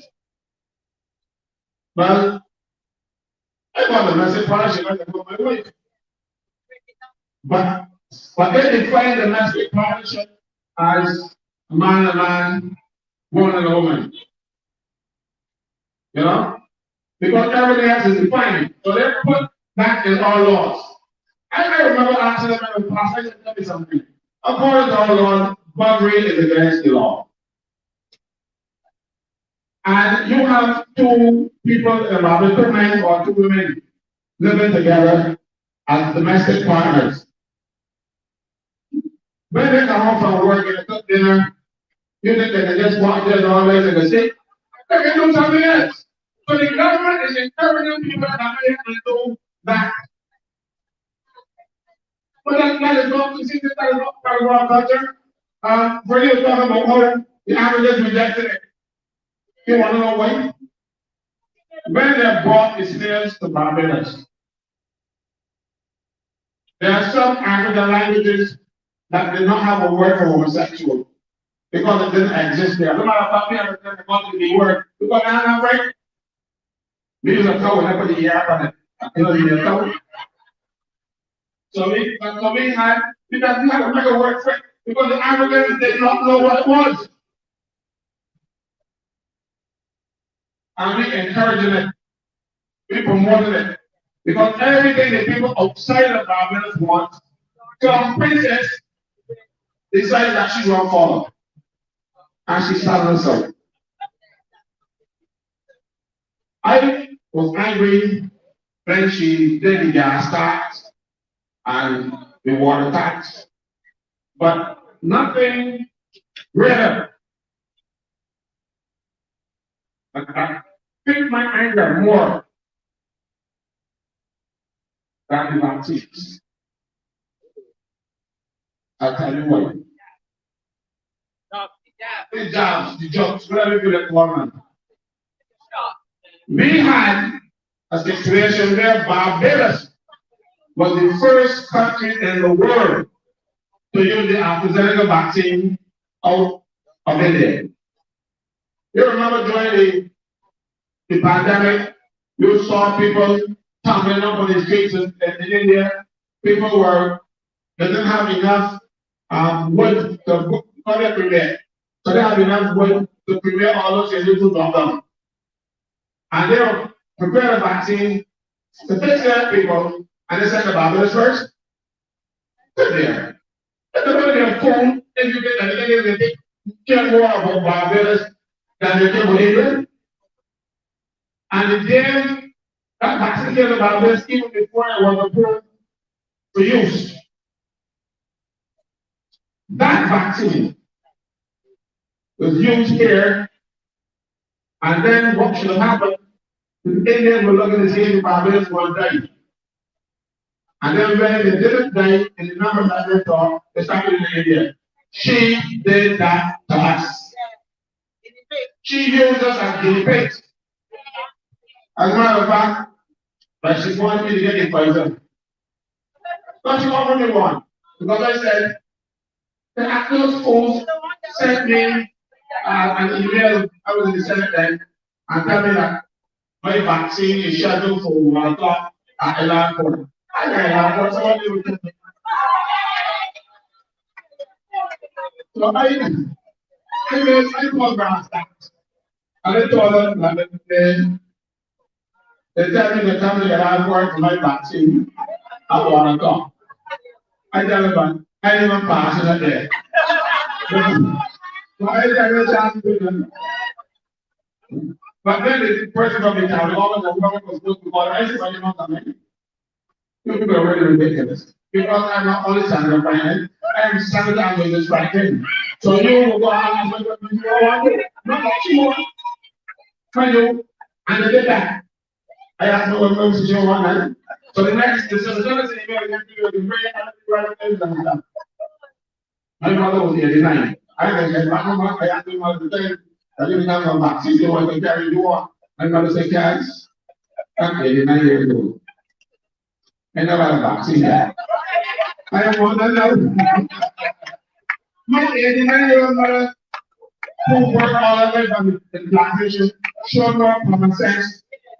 A bunch of people who have done that to get a job. 89, she was 89 then. But she passed out last year. But she used more common sense because vaccines don't come overnight. But she used us as benefit. That is what I will always and ever hold against her. You know? So everything outside, I eat cards. That is not going on for the told you. For the told you right now, we're not going to go over that again. But they are using Barbados as a control group to see what they work. So she volunteers for that. You know why? Because it helps her to promote herself, to make her palatable. And they call it palatable to the world community, to make her Secretary General of the United Nations. That's what she's looking for. The woman ain't competent to be Prime Minister of Barbados. She ain't competent to be MP. But the problem is, she's not pretty. I'm not sensibly pretty. Yeah, she's not pretty. Sit down and don't listen to how she's saying it. Listen to what she's saying it. And you will see that it's doing rubbish. 9 times all the time. And when the president after the thing, she starts talking because she can't experience. This one has more ambition and common sense for education. But she's a thought pretty, and talking pretty has allowed the people of Barbados to get tricked. Yeah. We have been tricked.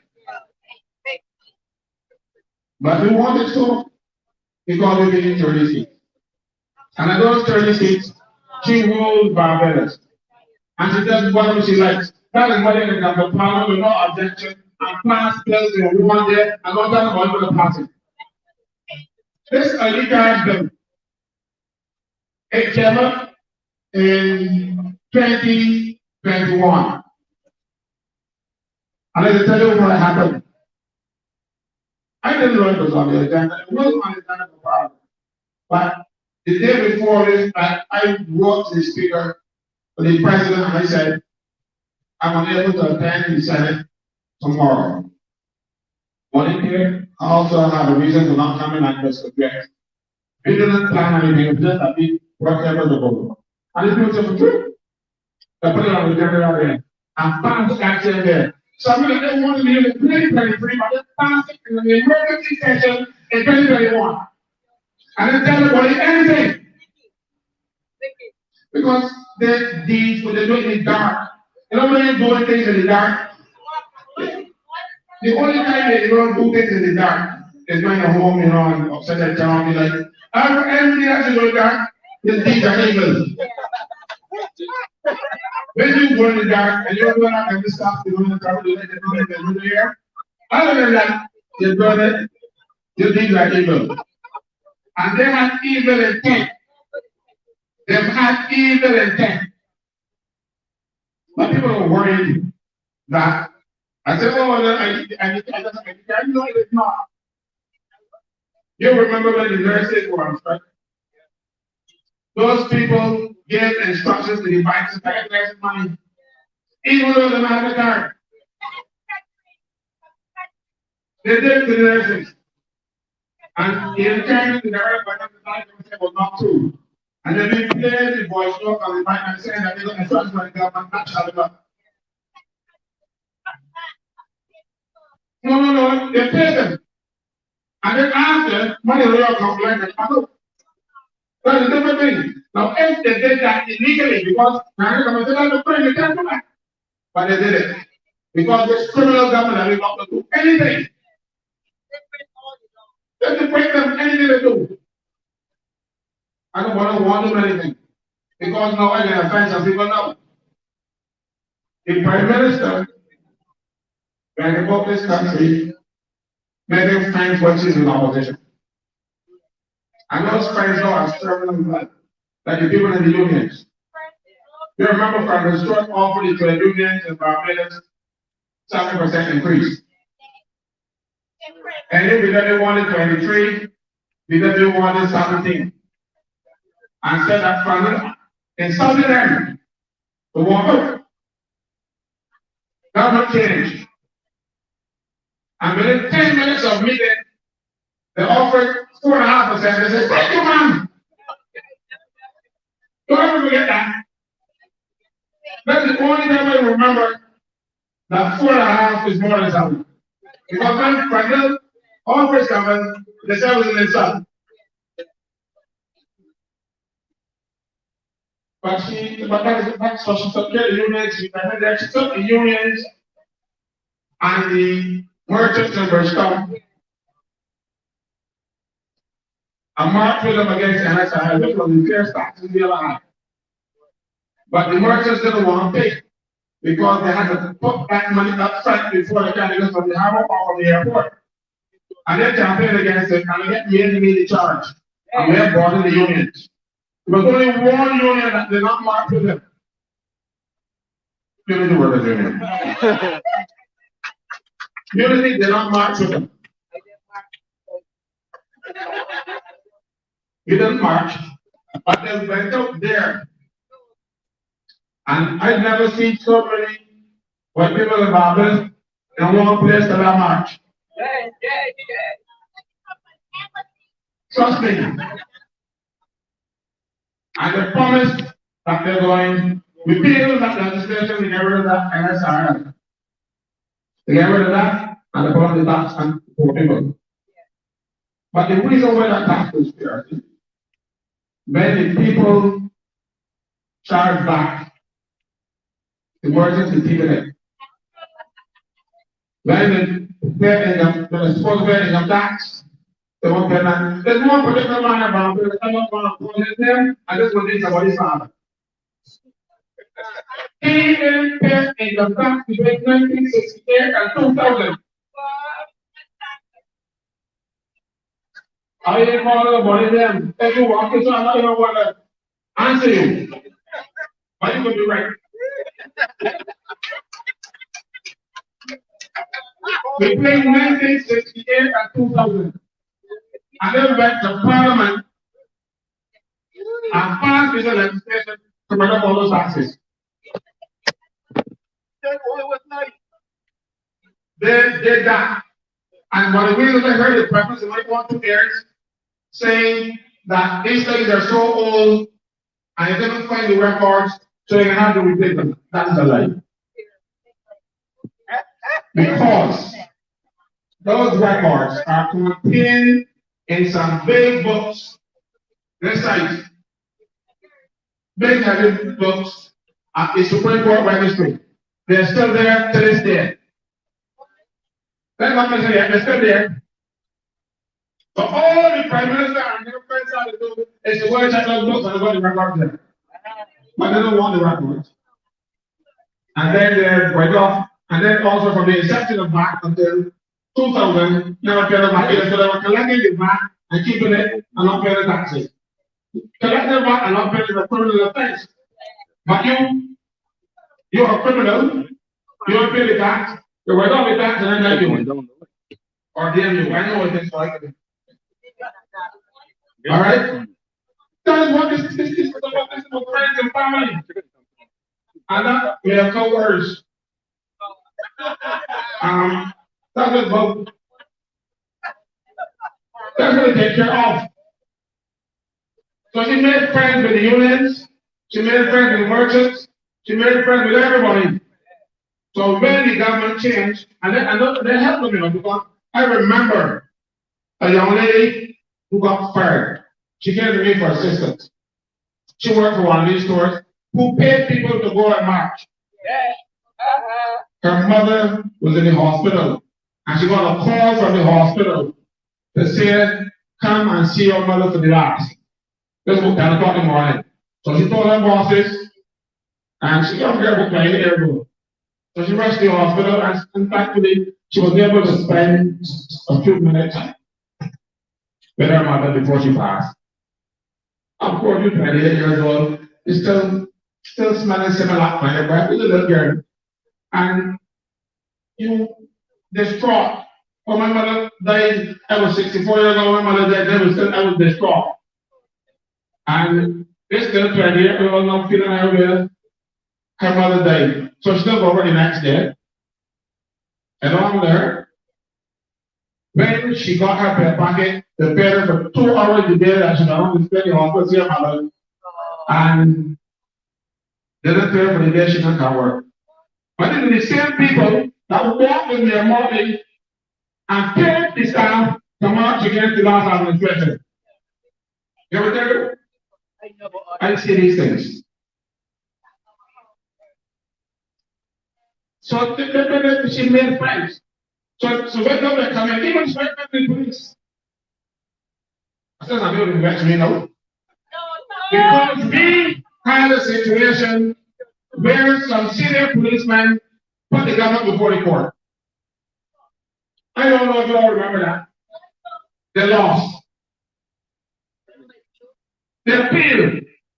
And they lost there too. So they went to the Caribbean Court of Justice. And what happened? You know what happened? Before the court started, Lord Evidence, my lords, be down there speaking to him. You lords, walk there with it.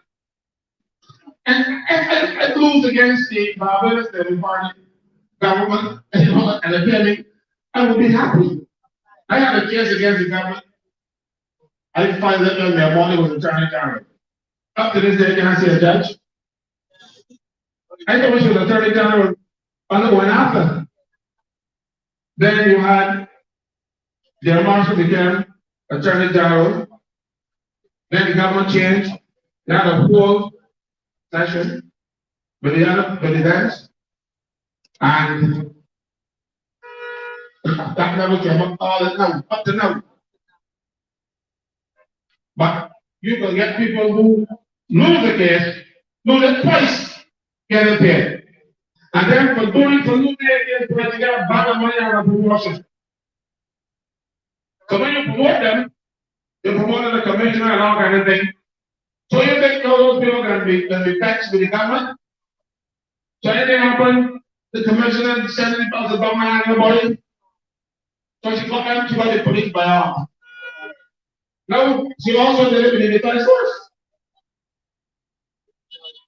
The chief of staff of the defense force was the last one on the government, was supposed to retire because he reached retirement age.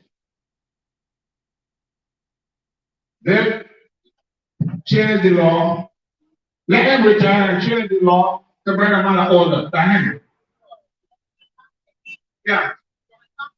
Commodore Sherlin is older than the retired chief of staff who was forced to retire because of his age. And you bring an older fella to be chief of staff. This is making sure that you have control over all aspects of the society. Then she wanted to put head of the departments and permanent secretary on contract. Because if head of the department said, ma'am, you're going on the wrong road, your contract is not going to renew. So if I keep it, they want big money. She wants to control everything. She can't control me. She even controlling the people now because this afternoon with this event, before we started, they sent a garbage truck down here to pick up the garbage there, in the water. They can't pick up the garbage. They just come to pick up the water because they don't want to hear stuff. They still got them fighting. And see, there is nothing that we have said on this platform that have not been refuted, and they can't be refuted because I have not told a single lie. Kemar hasn't told a single lie. Freddie hasn't told a single lie. So they don't want players. What she's done, so far she has offered me 3 jobs since she's not prime minister. And then somebody came purporting to come from her and offer me a 4th. I could only handle 1 job at a time. Because I'm not leaving this one, because this one is not comfortable.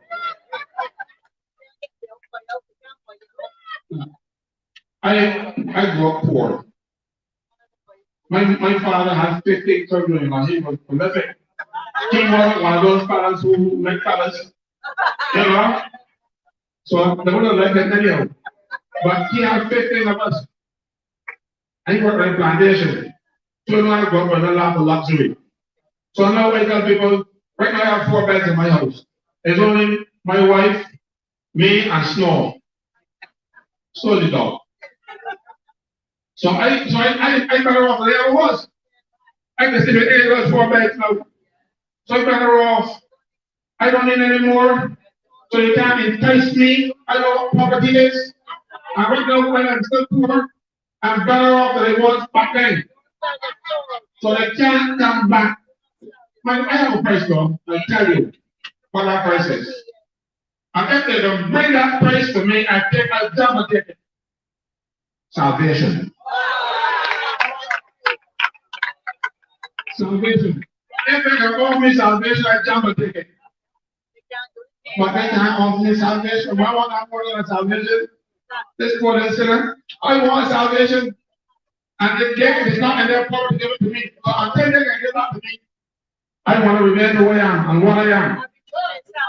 Right? I got the signal that I want to talk about some other things, but maybe I'll talk about them for the next meeting because this is not going to be the last. This is not going to be the last.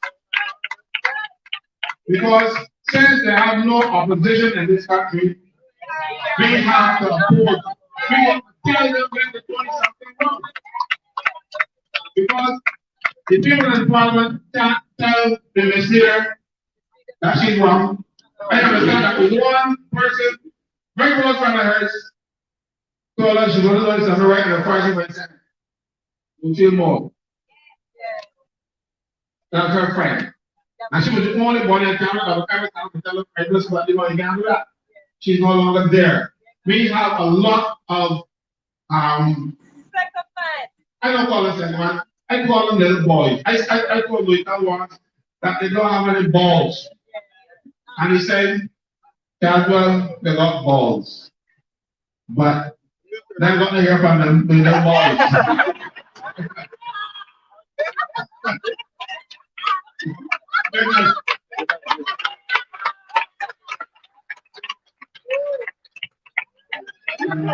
Listen, I don't think I took it out in that one, right? I don't know. Oh my goodness. What an education tonight, as usual, right? Online is hot. People are so excited online. Almost 500 persons are watching tonight. And we know they're being heard in all of these homes in this Westbury Road and Baxter's Road, and we are excited tonight. But we know, guys, that the opposition is not just these three gentlemen who came up here tonight, right? Who's the opposition? Hey! Speak up the chest. Opposition. Yes? So tonight is about us, and we're serious about that. We're serious about that. It's not about you coming here and getting a lecture. We want to hear from you. So this is your time, right? And before we start, I want to remind you that on Saturday, right, 10 o'clock, we have an appointment. You know that the Montgomery the protest with Rosa Parks, I think that went on 13 months. And we go on to this sixth one, going to be on sixth one. You know, we're looking to see if we need to do 7 and take a pause. So we're discussing that, right? And then to go again, right? To go around the Jericho wall. So we're going to look and see how things are going, right? But we can't stop after 5. No. So we have an appointment on Saturday.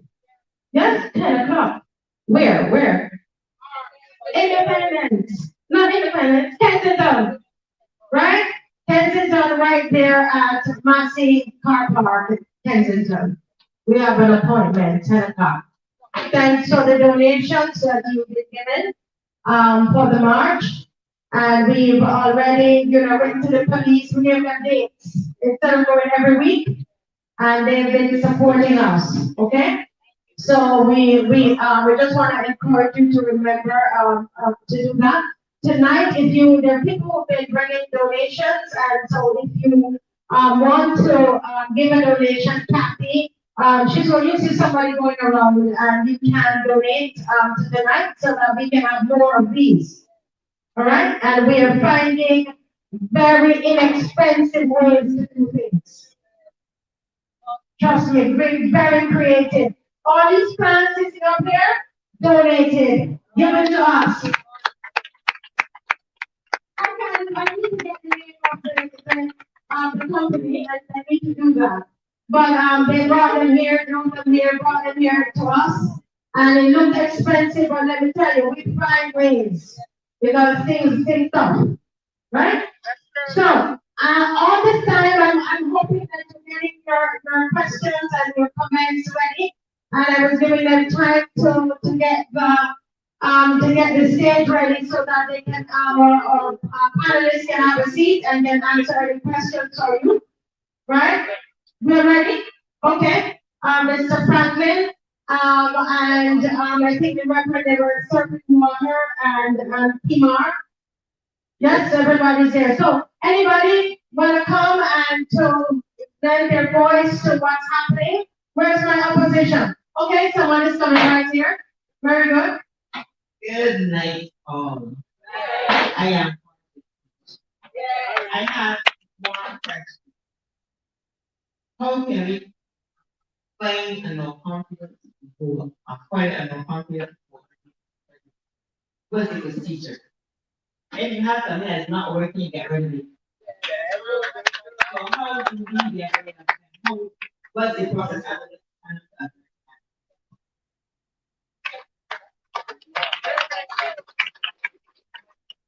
Yeah, this is on the way. It is not as simple as that because the non-confidence motion has to come from the house. And those drones in there are not going to do no confidence motion against the president. I'll tell you why. Most of them were either unemployed or unemployable. They get a big money now. But that is why even we have a minister of the gospel in there, and the person of Colin Jordan, who gets up. And I said to you, and I said, everybody, he got to resign from one or the other. You can't be a minister of the gospel and a minister with their money. He's talking about incompatible because he has to do things that require him to stray from the gospel. He cannot be both.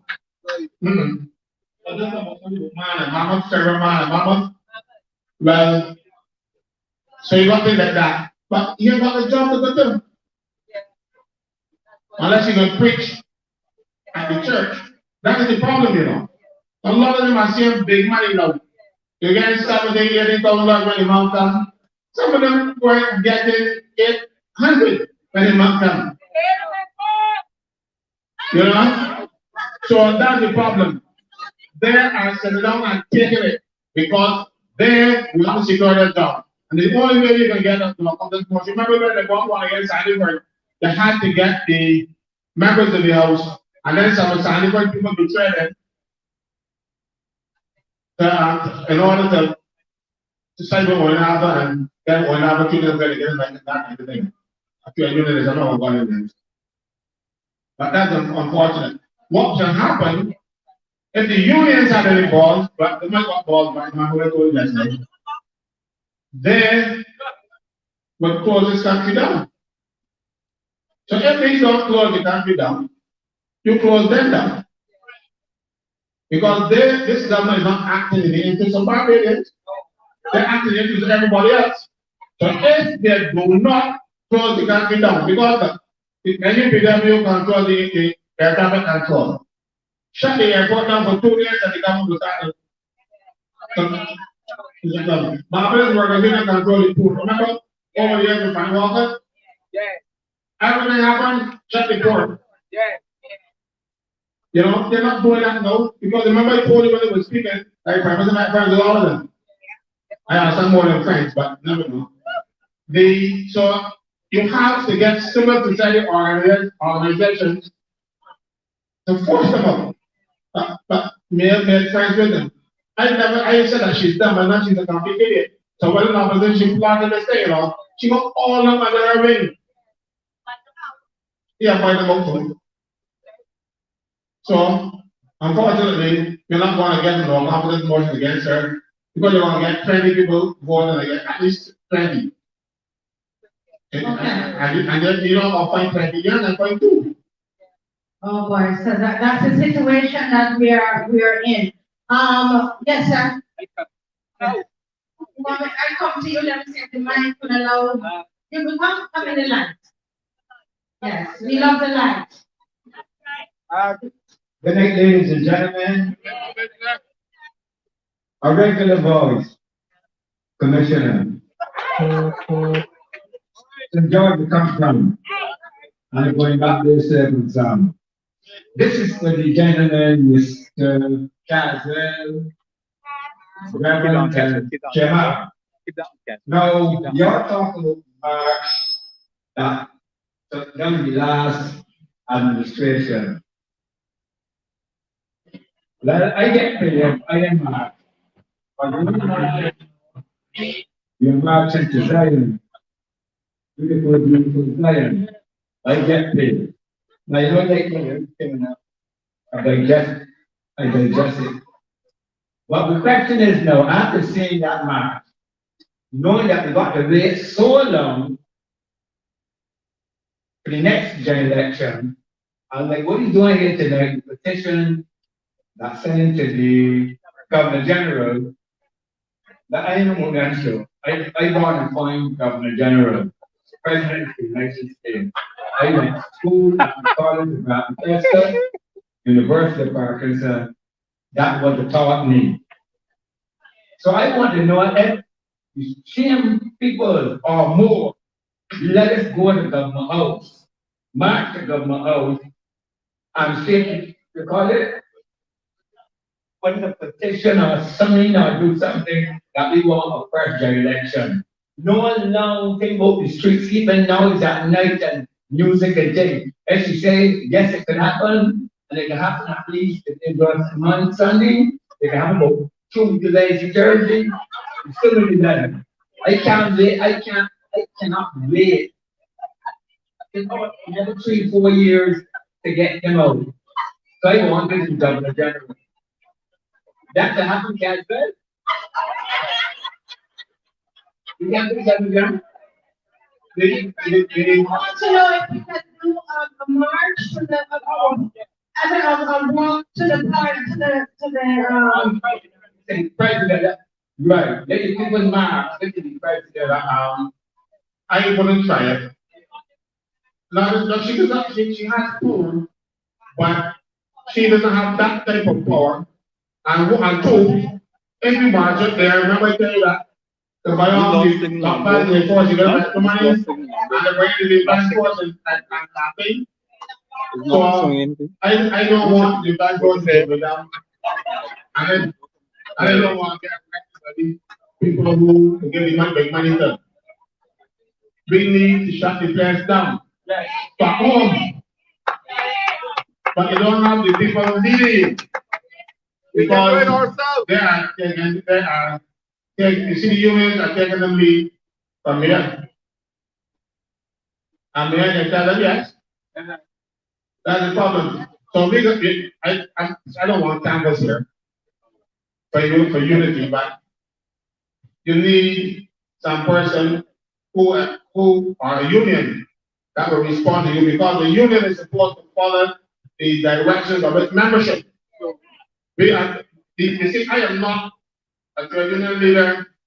I'm a trade union follower. I follow directions from my members, and that's how union is supposed to operate.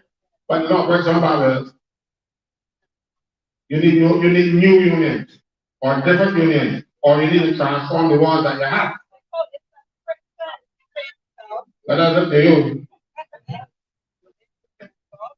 one of the things you could probably do is that you can attend constituency meetings and force the constituency representatives to represent people. That's the one thing you can do. But what we need to do is to look at how we go forward. There is a new constitution being put in place in Barbados. And one of the things that I believe, and sharing it with the others tonight, is that we need to position something in our new constitution that gives the right of the people to call a general election if they acquire a certain number of signatures or a certain percentage of the electorate. And that's something we need to present to those persons who are responsible for the reformation of the new constitution for Barbados, so that it is not solely in the hand of a singular person. Thank you so much. Anything on that remark? Nothing. What I want this constitution thing. Yes, we need a constitution. A lot of people say we don't have one. Don't listen to that. We do have one. It was passed in the Senate on the 6th of October 2021. But they didn't tell anybody. They didn't tell a single soul. I remember I was there. I was the only person who voted against it. You know what they did? They stick it in with the piece of legislation that said that you will now have a Barbadian as head of state. And it said, the legislation said to provide for a president who would be a Barbadian and related matters. They never told you what those related matters were. The related matters were a new constitution. So they put one in place and they tell people anything. And a matter of fact, when I spoke to him and he said, I stopped there, you realize I'm going to pass the country, and the West laugh at me because of all the United sport. Even the other government senators, they don't know there's a pass the country out there. So I'm not surprised that people, they don't know that there's a constitution in place. Because the government senators, they don't know. That's the problem. They do everything in the dark.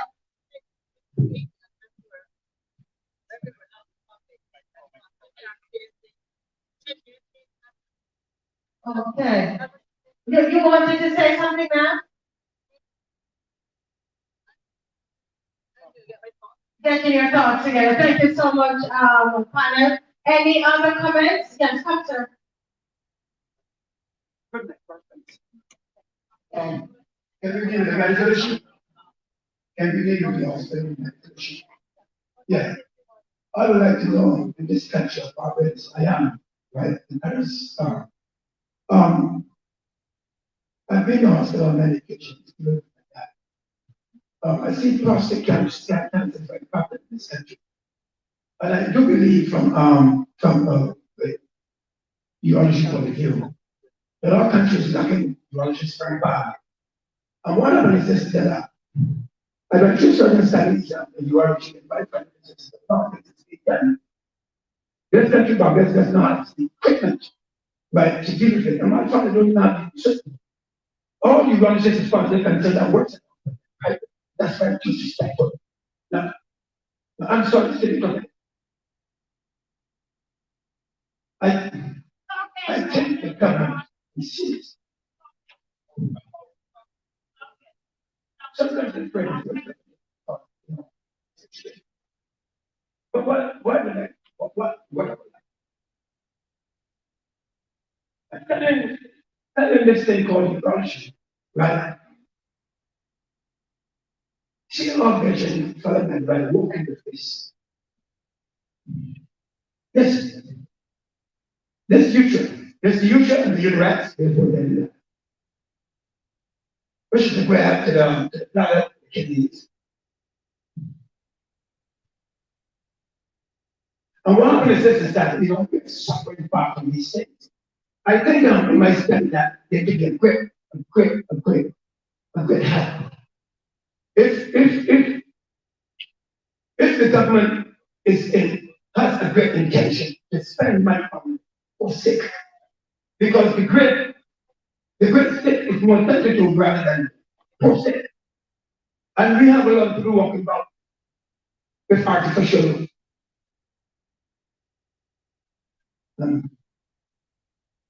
all I want to ask for is that help. I understand that the hospital brings some nurses from Cuba, etc. I was wondering why the reason they were brought here. When I went there and I see certain people like that, I had to become a patient here. Not in the sense of that type of patient, but you understand. Right. And I get help in the situation. Help in the situation, the government have to do something. If you watch last night on the safety, now the amputations that was on in our country, the majority of them are not necessary. The reason why I said that, I myself, I've seen certain things. I hope that when I live in the patient person, sometimes you say certain things, but if I offend anybody, I think that they would take me in the law. That we have to see. Well, thank you. Now, I know a friend that I had met. That's several years ago.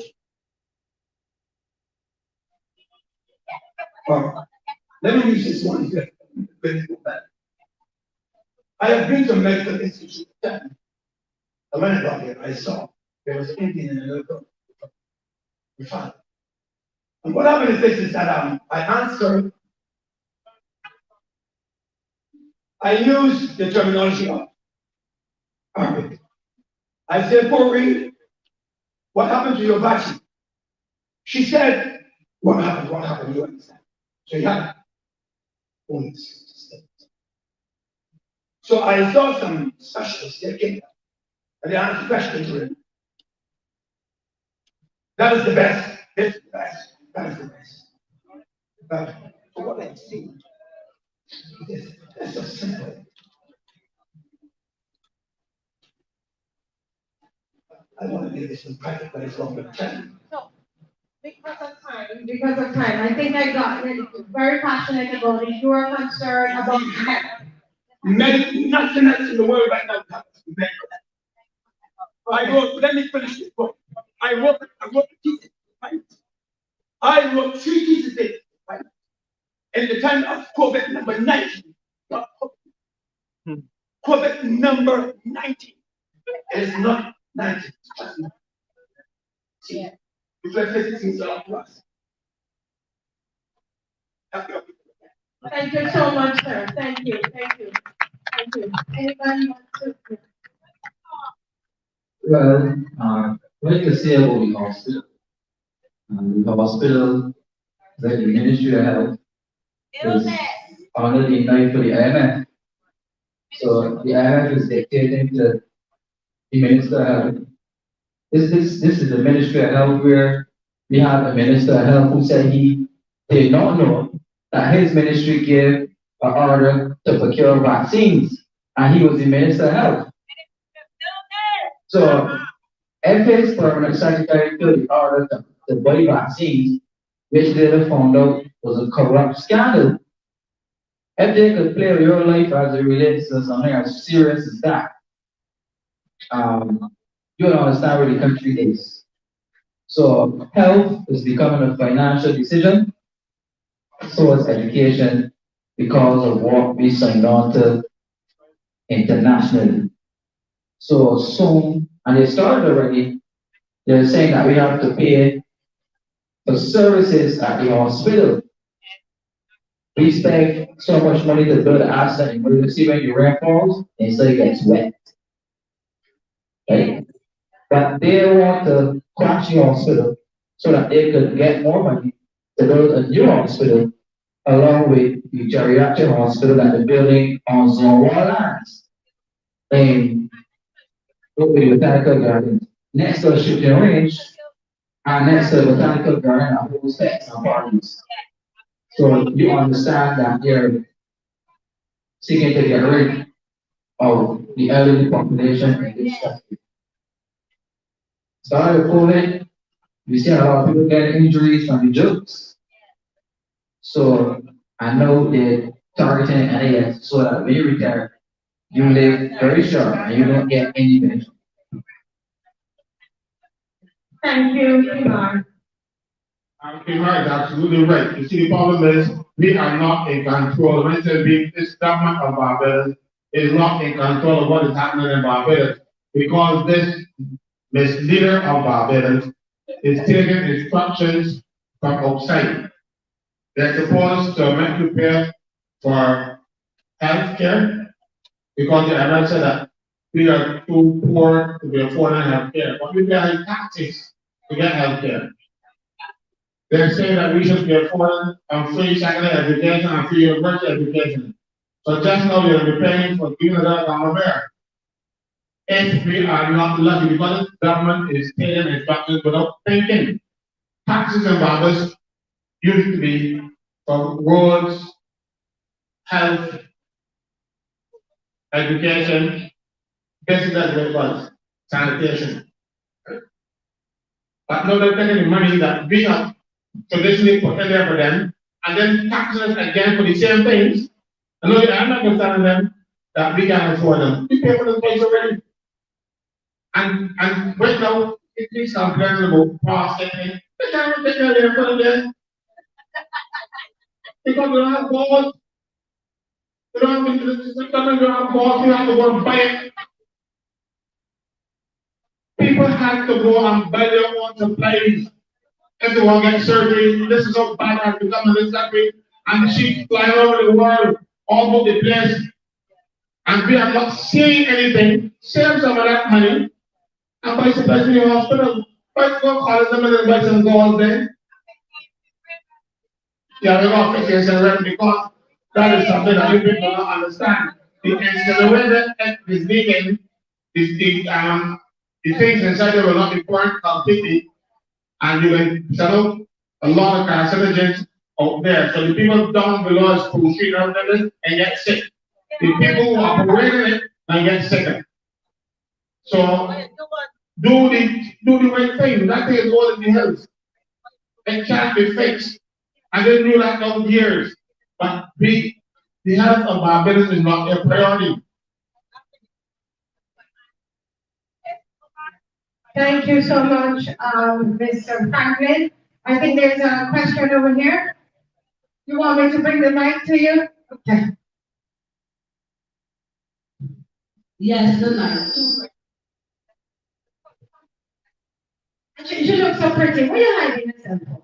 Come on, you look. Yes, yes, two questions. One is that the private jet is trying out the come to farm. The other one, since she is a candidate for given, is it possible to ask the international journalists to investigate her? On what cause? Some of the things that you have talked about with the corruption, where the money is going and so on, I think that the image that she's trying to portray out there, the thing is to embarrass her in front of all the different nationalities. Okay, thank you. Yes, well, I raised an issue recently where our minister in the Ministry of Finance, Ryan Strong, wrote a letter to the president of the LDB asking to borrow $200 million in the name of a Jobs and Investment Council. And this Jobs and Investment Council had Wanapa on it and Chris Sinclair on it. We know Wanapa's dead. And we know that Chris Sinclair is now working for the government in Washington. Since then, no changes were made to that committee. And the committee met twice in the year of 2020 and has not met since then. But outward going strong, he is writing a letter to the president to borrow this money in the name of that Jobs and Investment Council that was not meeting. So that's called financial fraud. And the fact that he misrepresented a letter to the LDP tells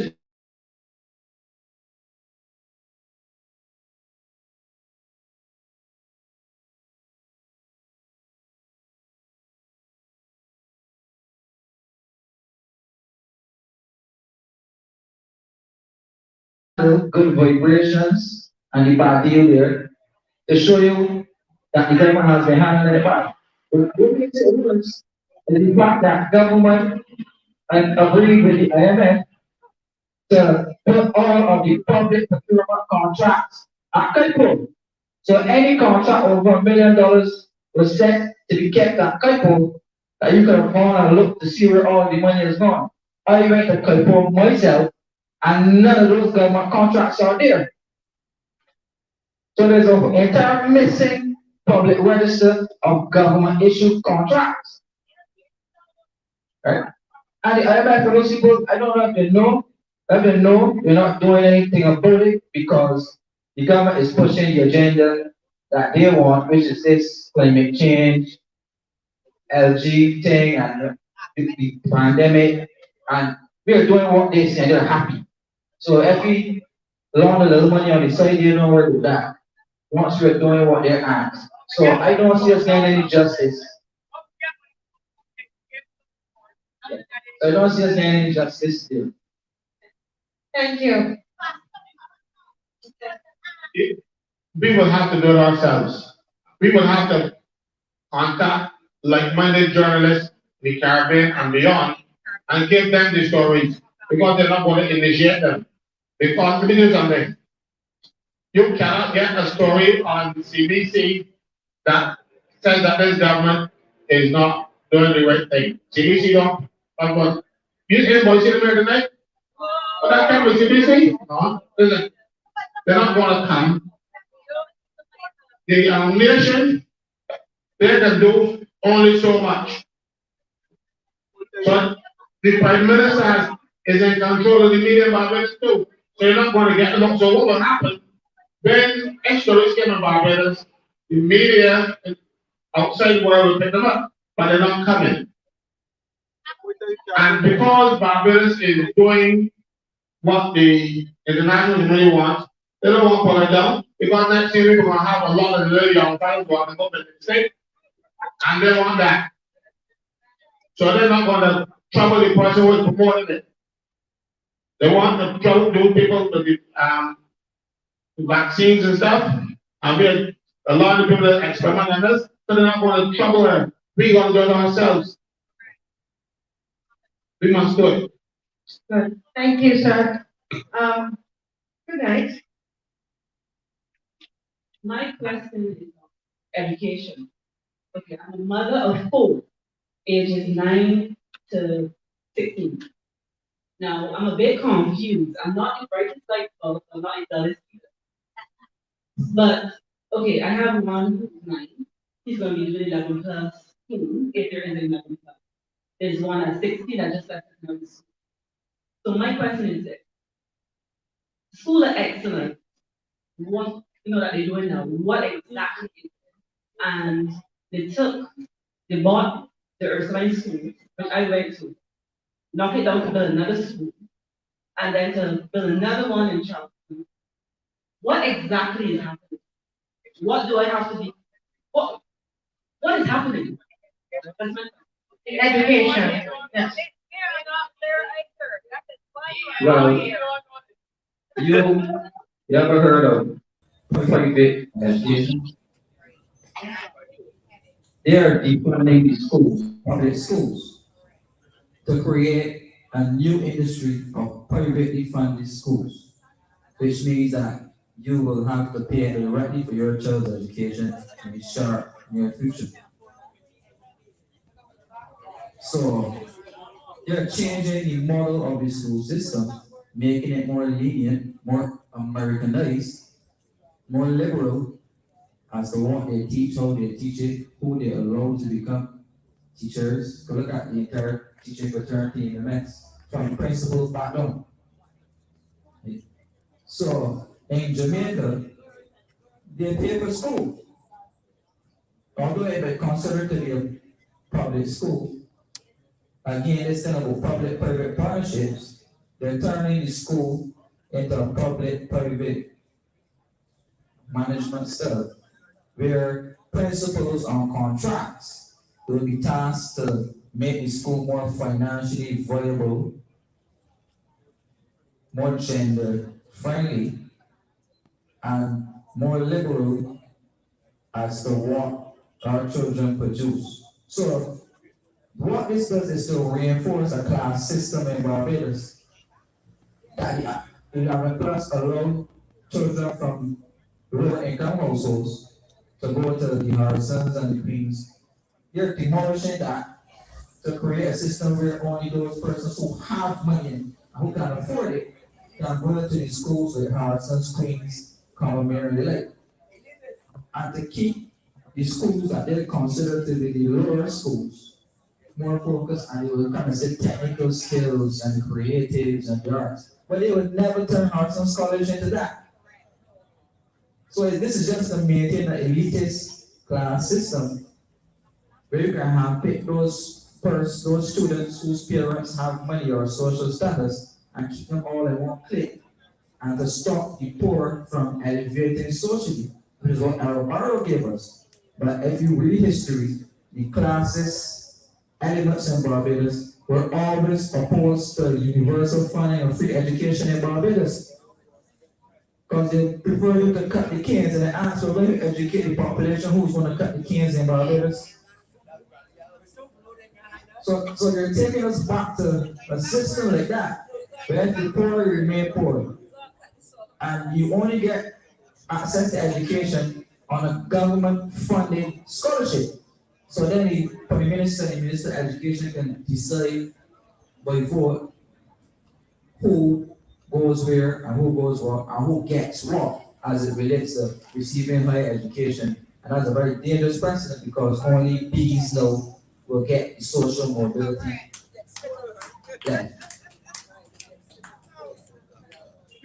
I went through the document, not with any great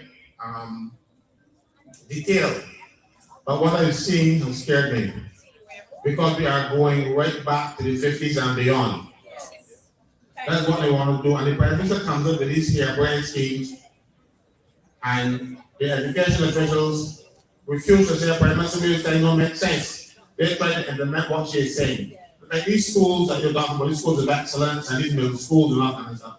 Look, teachers in Barbados and in Jamaica are being sought by states in the United States to come there and teach their children. Why? Because they see our system as excellent. But no, we want to change our system to the system that they have that is not working for them.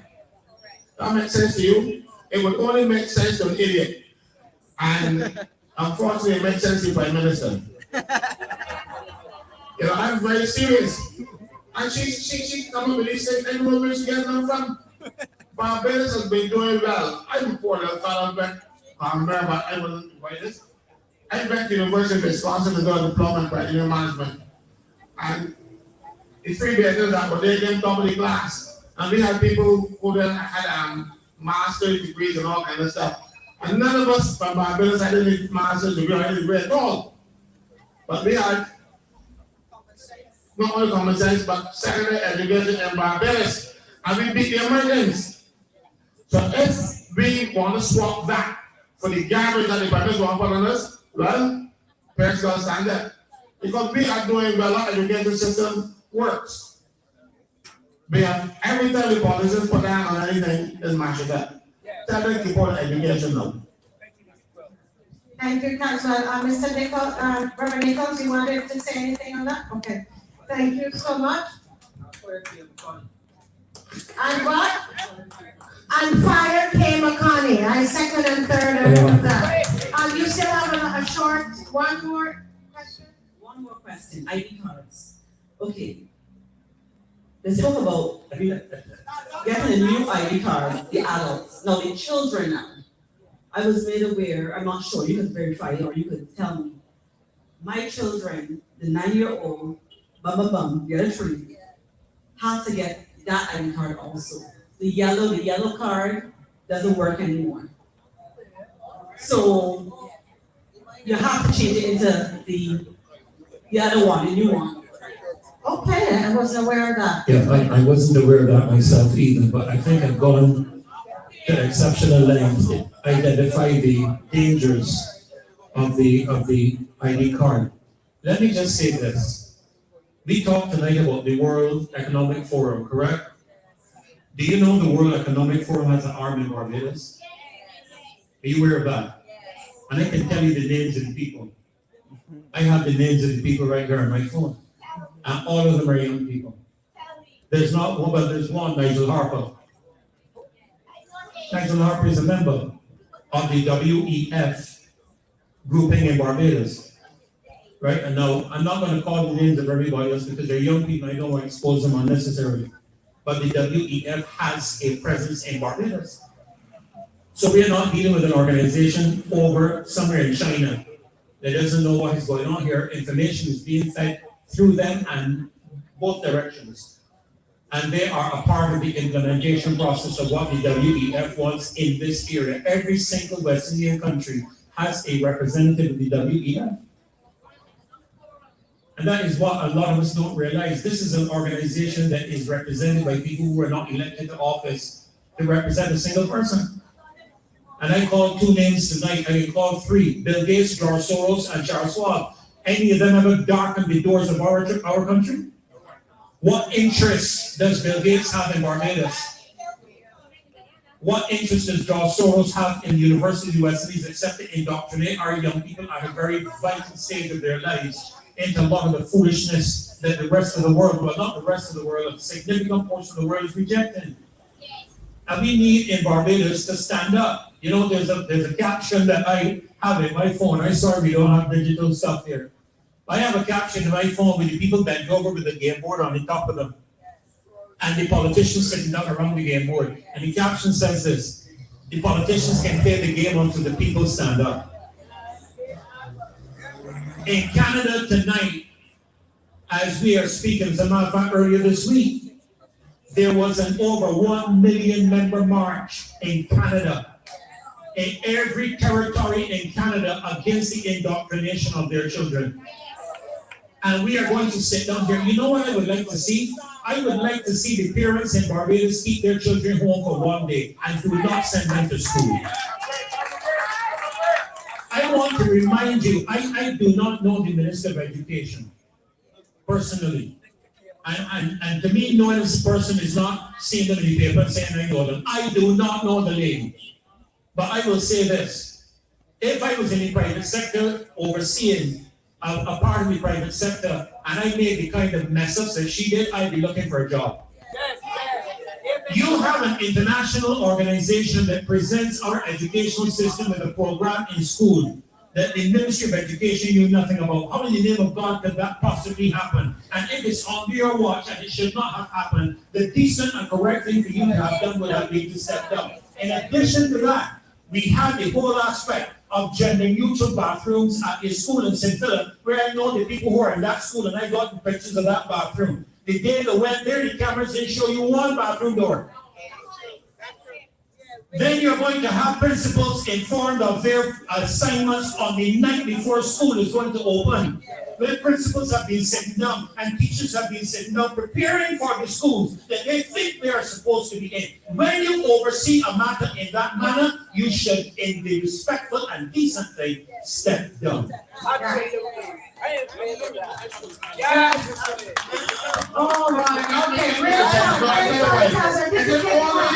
is only for the minister to step down. It is for the body of the minister to step down as well. Yes. Simply because those jobs has a department in the public service in Barbados. The Prime Minister is responsible for appointing recommending the appointments of heads of departments, deputy heads, permanent secretaries, deputy permanent secretaries. Heads of secondary schools are considered heads of department. So the Prime Minister is the body who mess up the heads department. So this she should go too. So I don't only want to get there on.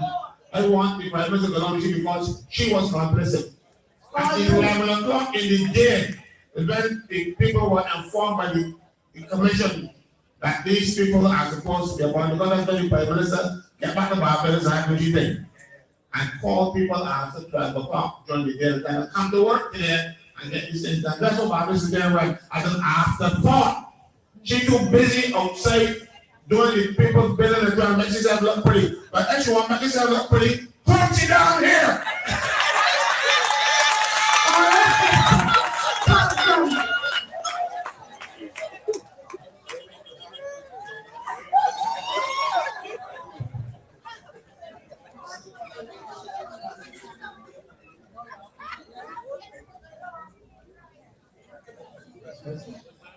Good evening.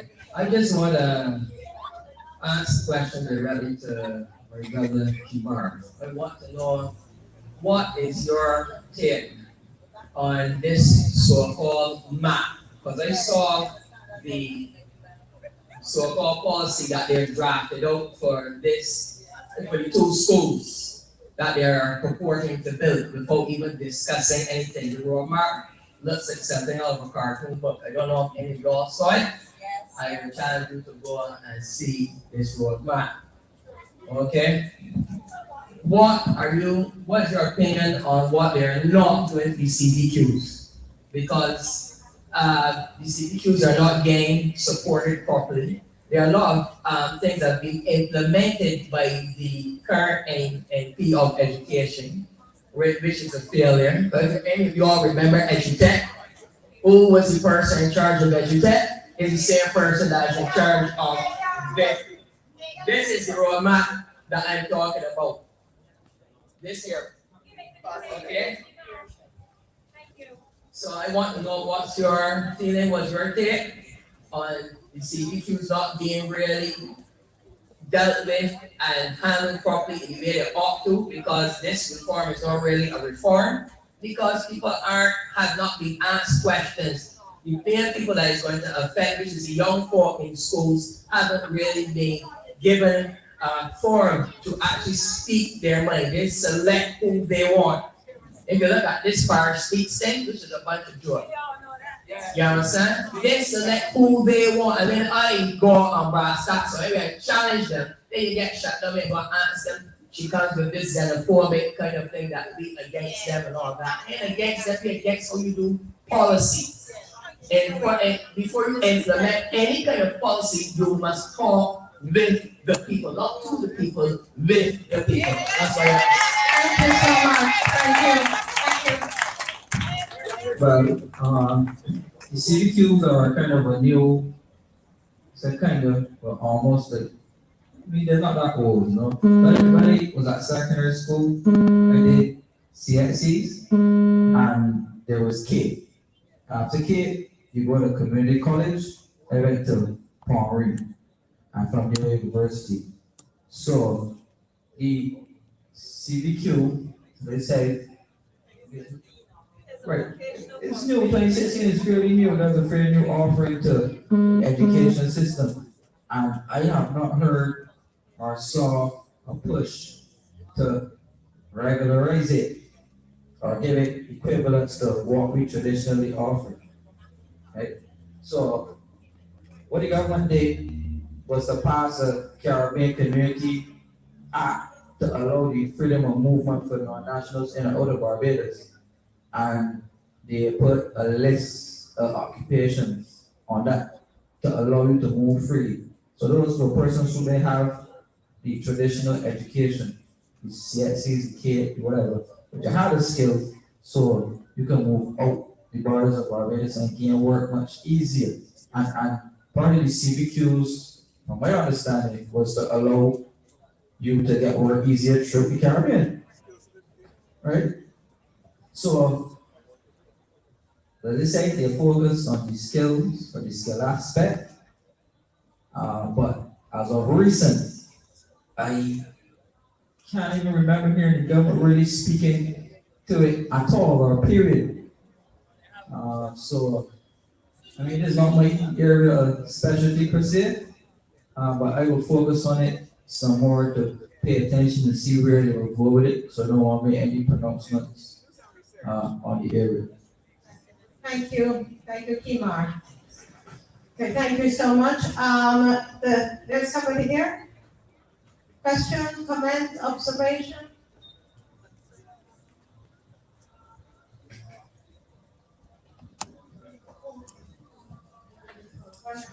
Okay, so he came, we're remembering also Rachel. You remember Rachel Lane?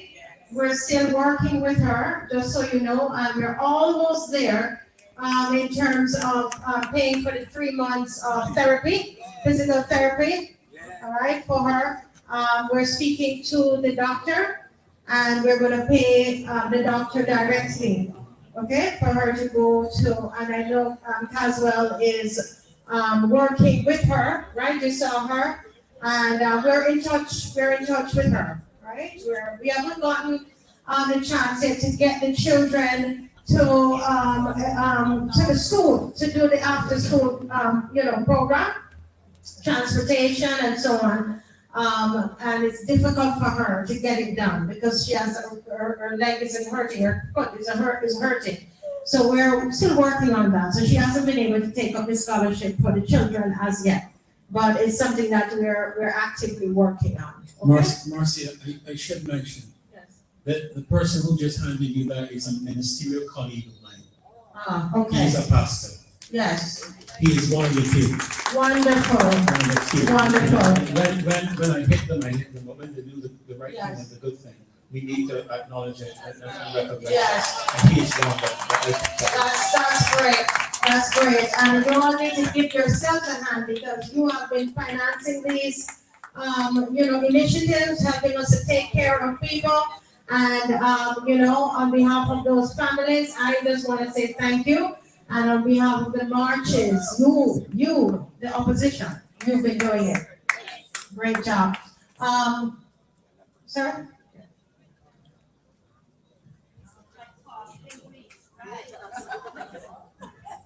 Thank you. Good evening. I'm just here to say 3 minutes. Okay? I just want to, first of all, encourage Kemar. In fact, every of the 3 persons on that, every one of them, I know them long time. And sometimes, as I said at another place, start the line. Okay? What is important though is that we need to understand the education, our bar recognizing education in the masses is critical. How do you do it? You do it through information. You do it by informing people. And what I want to do is to compliment these gentlemen for the fact that they're brave enough to inform people, to give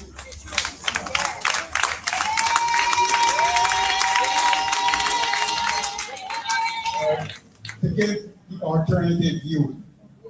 Because one of the most important points about a democratic society that we must appreciate is that all views must contain. Because it is only by that means that you are able to make the best decision for your society. So, yeah, it's more to be said, but not right now. But what I want to do is to say that these gentlemen are starting the movement. That, in a sense, you and the people of our place must understand that what is being imparted to you here, it takes courage. That's right. It takes support. And I want to encourage. It takes balls. And that too. Okay? But what is most important is that I want to encourage Kemar, the young man, Rich. I want to say that he needs to be respected more even in his own part.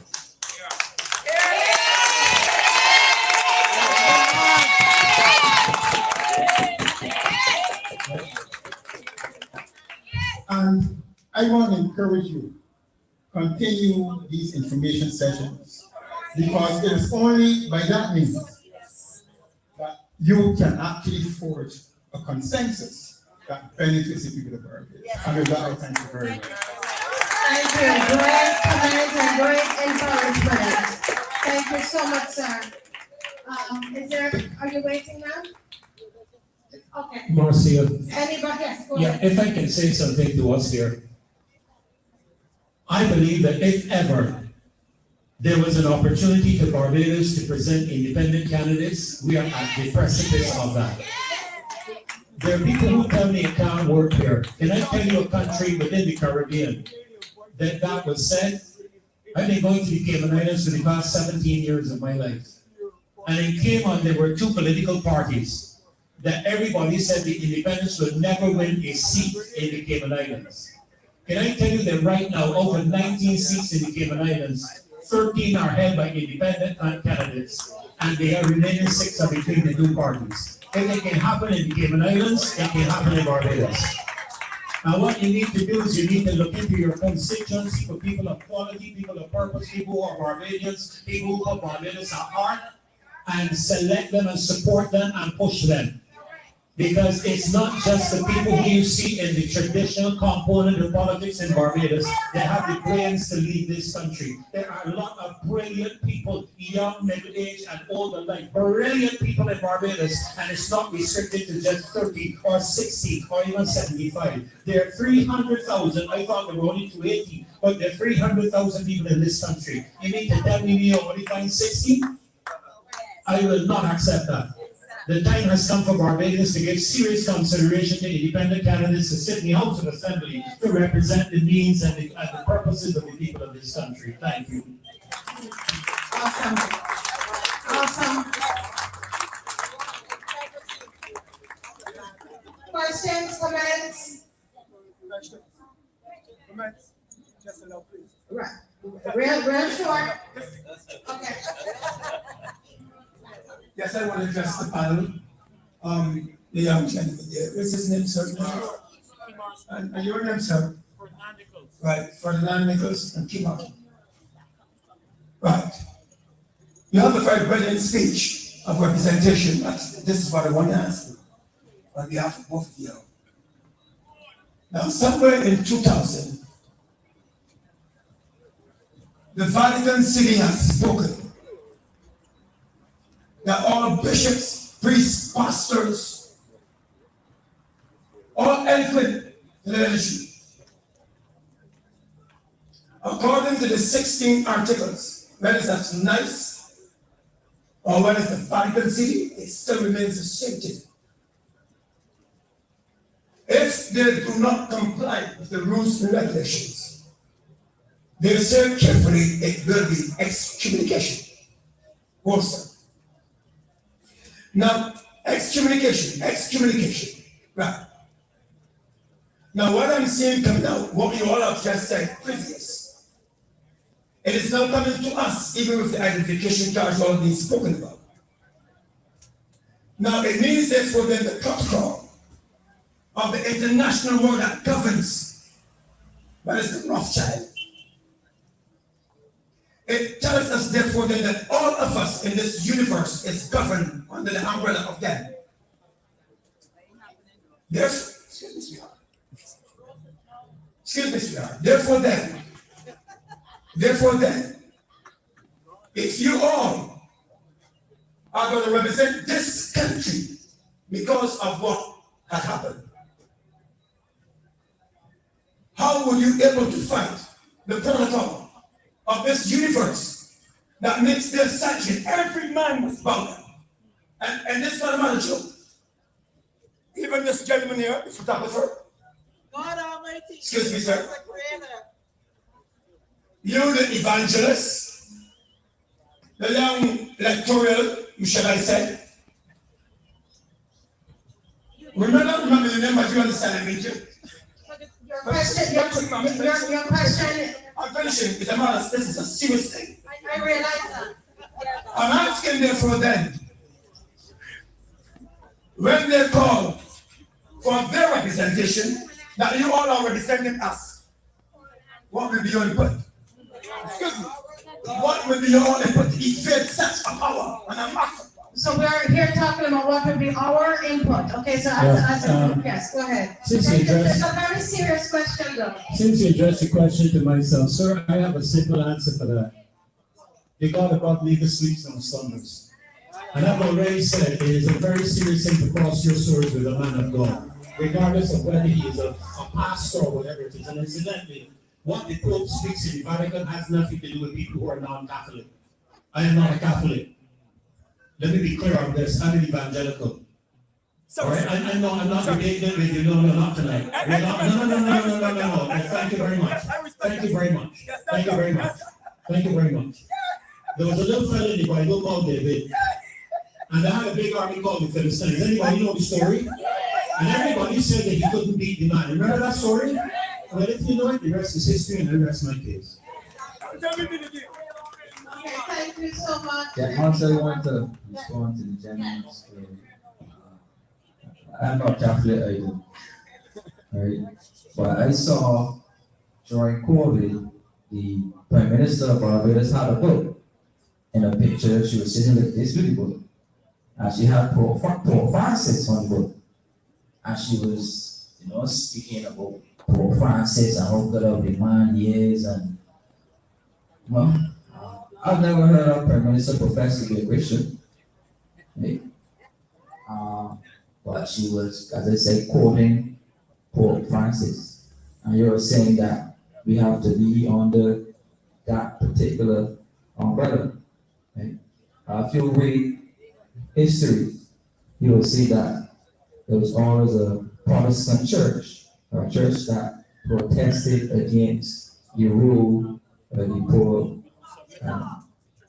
traditional thing. Right? willing to die though. Be serious over this thing, right? But if you read the history, you will see that there are churches, and churches have men and women of high intelligence and integrity who then went on to either run these countries or be the conscience or backbone of the country, and they rejected the rule of the Vatican. So, right? If you had, as Pastor Ferdinand said, if you had men and women of God with the correct and on the right track leadership, who has deep understanding of these things, there are means and ways to get what you have to do done. It doesn't have to be a long fight. You don't have to get on the mic and curse the Pope and curse. You don't need to do that. But remember what he said, every man must bow. That's what he said. Every man must bow. The Lord said, have faith in him. That's what the word of God said. But God said to have faith in him, not to. Okay. Right. So, I am saying to you, Yes, sir. Sorry. so I'm saying to you that there's a Bible. If you believe your Bible, the Lord spoke about the last days. And we can see clearly from everything that's happening that we're in the last days, right? In there. And he spoke about the mark of the beast, where you can't buy or sell without the mark. With something that you need. You can't buy or sell without it, right? But it's 144,000. Yeah. That's it. 144,000. That's it. Right. There's 144,000 of us. So you know what? We're not even going to get into all of that, okay? We're not even going to get. We don't have the other theological discussion tonight, but it's 144,000 Jews and Christians in the New York. One more question, please. Yeah, let me get it right. Okay, all right, so we have another question here. Maybe in the name of Jesus, I believe. I want to change it up a little here because in Barbados now is all about people struggling to survive. But we have addressed many different issues here, including the hospital. This is a priority to all every patient. But it's something that hasn't been addressed tonight that I just came out here to put in the minds of all Barbadians, those who are in car parks, or those who can hear me. It's all about food in supermarkets. This is a problem that I realize a lot of people are just bickering under their breath about, but it's a serious issue. The Prime Minister has powers to regulate prices in Barbados, but nobody's talking about that. We have one entity in Barbados, which I always tell my friends, I consider it monopolization. It happens in the light of power, and people tend to forget about BSNT, who has not been acquired by McDonald's. It brings majority of the brands that we love to Barbados continuously. They also have supermarkets, which to me is a conflict of interest. I see America attest to this. They had Microsoft, which was broken up because it was too much of big power, and it basically controlled the industry when it comes to technology in a sense with chips and all that. So they had to break it up into companies.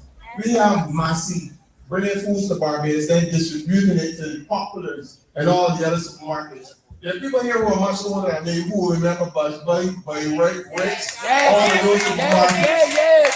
Food got pushed out because of the prices that Marcia was bringing these items to Barbados, distributing them to the other stores, but then they still have supermarkets. So this supermarkets was interest. So therefore, they were not pricing it at a price that would be competitive. That they could have dropped their prices to accommodate Barbados in the store. So the prices remain at this consistent price. So if you want to do a markup, it would be like a 25 cent or 10 cents. Like any price would be outrageous to Barbados when you supermarket. Barbados need to tell Ms. Morley, come on, we are not stupid. BSNT, who's no Marcia, needs something to be done. Nobody should be getting 800% markup on items. It is ridiculous. I want to tell men that is addressed. I'm tired of hearing Barbados like me walking the street saying, oh, they can't do nothing, the containers are expensive. That is a farce. That is part of it, but the markups are incredible. And you go behind the scenes and look at the markups. I have information, but it's outrageous to see that a businessman trying to make a big markup, marginal, and to the demise of us here in Barbados. People here are struggling in these supermarkets every day. Can't even come home with one bag. My wife is Trinidad, and they go to Trinidad. It's outrageous to see the amount of food that they come to the supermarket. People say, well, they do manufacturing, but the same mass operating down there, but they look a minority now because they have been pushed out because of their price reduction. It needs to stop. So like Barbadians will be a cut and address these issues. That is one of the serious issues in Barbados. The hospital is one, I must say. But I see food in Barbados, you can't survive without eating. We need to do something about that. The parents who can't even send school the children with a proper lunch when they come. Teachers have to buy lunch in their pockets. It's outrageous. That is something you need people to look at in Barbados and take a serious step to look at that before prices in the supermarkets. Thank you all. Thank you very much, sir. Just a couple of things I'd like to mention to you. First of all, we have got a 17.5%, which was opposed by the current administration when they were in opposition. When they came to office, they did nothing to reduce it. Not a single thing. Secondly, I personally, and I'm speaking personally, I've made contact with a Brazilian supplier, one of the largest Brazilian suppliers of food in the United States. I have approached every single supermarket in this country and presented them with the connection between the Brazilian company and the particular supermarkets in Barbados. Today, not a single one of them has reached out to the Brazilian company. Can I tell you who has reached out to them? My wife is St. Lucia. We just got back from St. Lucia. A young lady and her husband in St. Lucia have just opened up a new supermarket, reached out to the Brazilian company. They're tearing the La Masia apart with prices because they're bringing it from the Brazilian company. But the La Masia no longer control their supply. And so they're setting up right now in St. Lucia, and that's what we can make available here. But the people here don't want it. I'm telling you, I personally know that I myself, I have my emails here, my phone from the Brazilian company. And I have approached the people here. As a matter of fact, one of the directors of Marcia I spoke with just before his retirement because he was my boss when he was selling BMWs up the road at Avenue. And I spoke with him personally. He said, Ferdinand, I'll be in touch with you. He retired and never got back to me. So if they want to have reduced prices in this country, they can be had. And it's not necessarily always the case of the government or the Portuguese or the cost of the containers. Sometimes it is the will of the people who are marketing their foodstuffs over the supermarkets to look for something cheaper. We have found something cheaper. Nobody wants it. In Barbados, we had we call it a public tirade on supermarket prices in Barbados from a then opposition leader who said that the high prices in the supermarket were a result of the NSRL. Yes. And that removing the NSRL would considerably lower prices in the supermarket. NSRL was removed and the prices went up. Right? I heard a merchant standing on the floor of a supermarket, standing next to Dwight Sunderland, who was the Minister of Small Business at the time. And this merchant said the high prices in the supermarket had nothing to do with NSRL. But you know why they marched against the NSRL? Because they can't steal it or they can't get away from it. They will have to pay upfront to get the goods out of the port. They can't do it how they do the VAT. For a lot of the VAT don't pay it, and then when the government come in, write off over $1 billion in VAT and income tax owed to the government of Barbados, which Caswell explained is a criminal act. Right? They don't wrote that off, and still prices have not come down in Barbados. But if you recognize, a lot of the campaign financiers of the government are persons who are into the retail and the food. So therefore, they will not do anything to affect the profit margins of these big conglomerates who uses Barbados' foreign exchange to buy goods for the entire Caribbean. So Barbados is a distribution hub for a lot of supermarkets in the Caribbean because these big conglomerates use armament to buy goods to distribute to these other countries, putting a problem on our own foreign reserves. So you understand the conundrum here, and that is why the government is doing what it's doing and is refusing to tackle the issues because they maybe have 3 or 4 price compacts already with private sector to reduce prices and none of them may come down. Remember the Prime Minister was on TV talking about chicken backs and Lord oil and chicken necks. Yeah, and we had fact 3 days, still nothing changed in Barbados. Thank you. Sir, I want to thank you for that question. Kemar touched on something talking about campaign contributions. A lot of that markup was in the campaigns. Amen to that. The government went illegal campaigns. I am telling you, I'm 64 years old, soon be 65 in a couple of days. I have never seen a free and fair election in my lifetime because the government, all of them, have broken every rule. And the rules deal with money. And they get the money from the merchants. Big brown paper bag full of money, nobody don't have it. I'll declare them. I remember one basically him saying that he contributed to both political parties. And I wrote an article in the nation said that can't be true. If that were true, it would be reflected in the returns to the electoral office. And I've never seen his name in any return. So it can't be true, you know why? Because they made illegal contributions to the parties. That is one.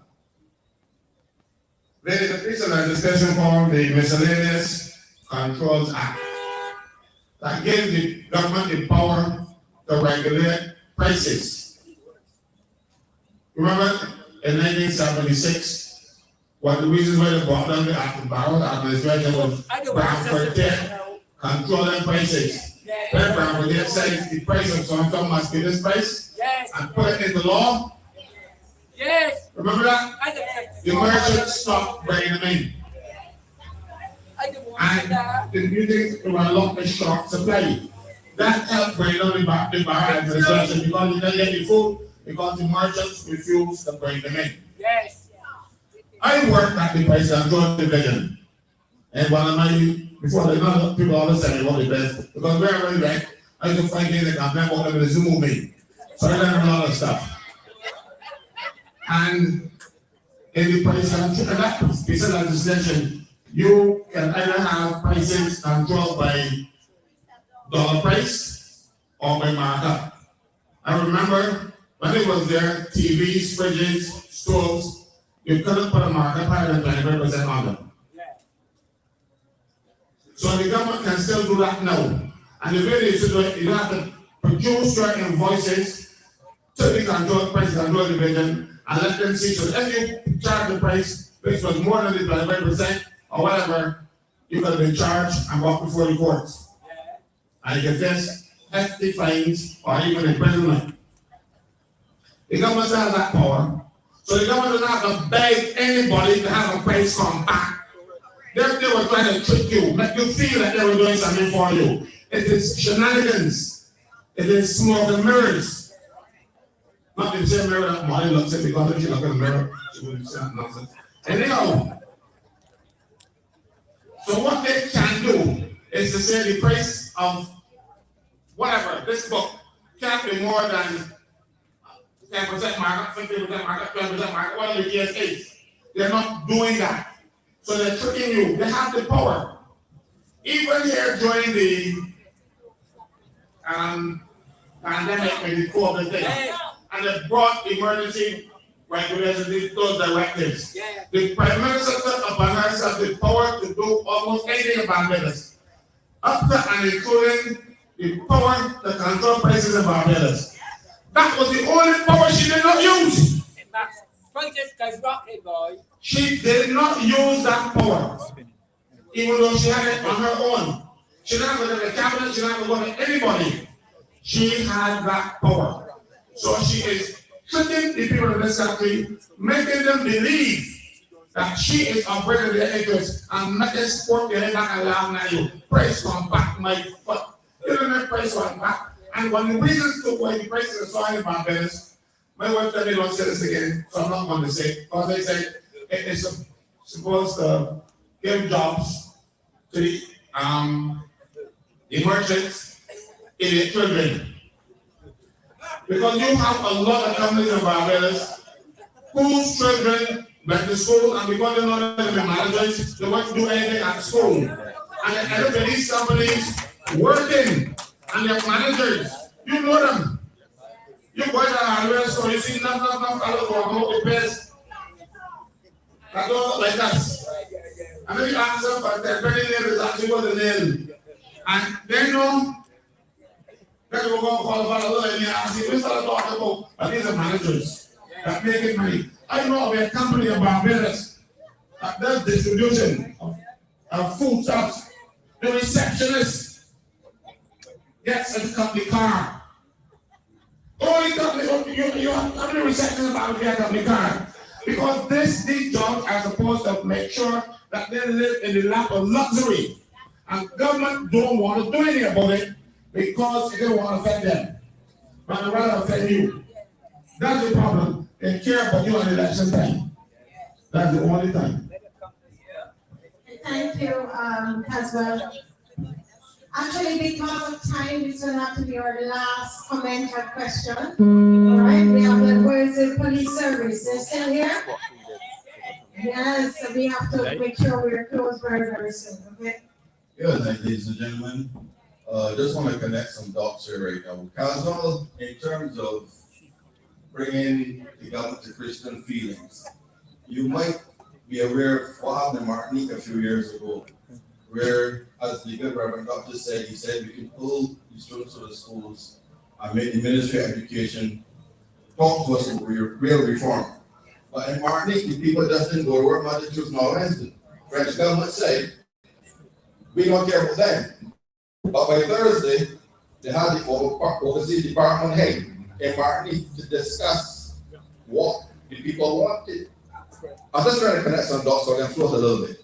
So really and truly, what maybe we need to do, rather than march to any place, and as you say, be turned back by whatever force, is just to stay home or to turn back the beach for your children Monday, Tuesday, Wednesday, any given week. Tell me the government that can survive that. That's one. In terms of the pork and food, if we grow our own food, teach our children what we know, then the Pope will have to bow to every dead thing in the Vatican. But we will not have to bow to the Pope, because you're old enough to know that Barbados was food sufficient up to about 1970. Then we started sectioning off the lands for development, and that is where we are now. We just redefine zones. So we can feed ourselves, we can teach our children, and we can stand up as men. Yes. Other thing, coming back to your Reverend Doctor, Brazil, beautiful place. The first, I believe, attempt at globalization by the Bushes failed because Brazil stood up. When they said, we will tell you what Brazil said, why we need to listen to you. We are a net manufacturer. Now, Mr. Paul was there, I saw him earlier, and I believe he can tell you that the Brazilians offered to send chicken legs to Barbados at 18 US cents a pound. That was how long ago? 20 odd years.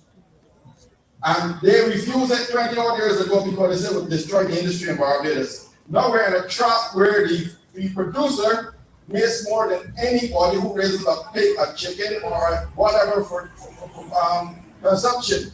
So isn't it better to send feed, or even to import the feed, import the very cheap product, and have the people, the 20-odd people that work in, God forbid I have to say this, the 20-odd people that work at the manufacturer become real farmers and actually earn.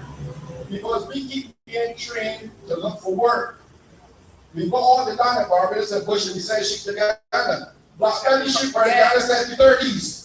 Anybody can go to Ghana and walk across the country and see black belly sheep roaming freely. Why do we send black belly sheep to Ghana when the bush and Barbados need to be eaten? Yes. Amen. We have a situation here. If last Ministry of Agriculture will build boats, we cannot import boats. basically repeating the same old stuff for the last 50 odd years. They're not the midgets. So we can't import boats to get decent gold milk. You see, you want to start connecting the dots. And when you do that, you have to ask yourself, why? What is happening?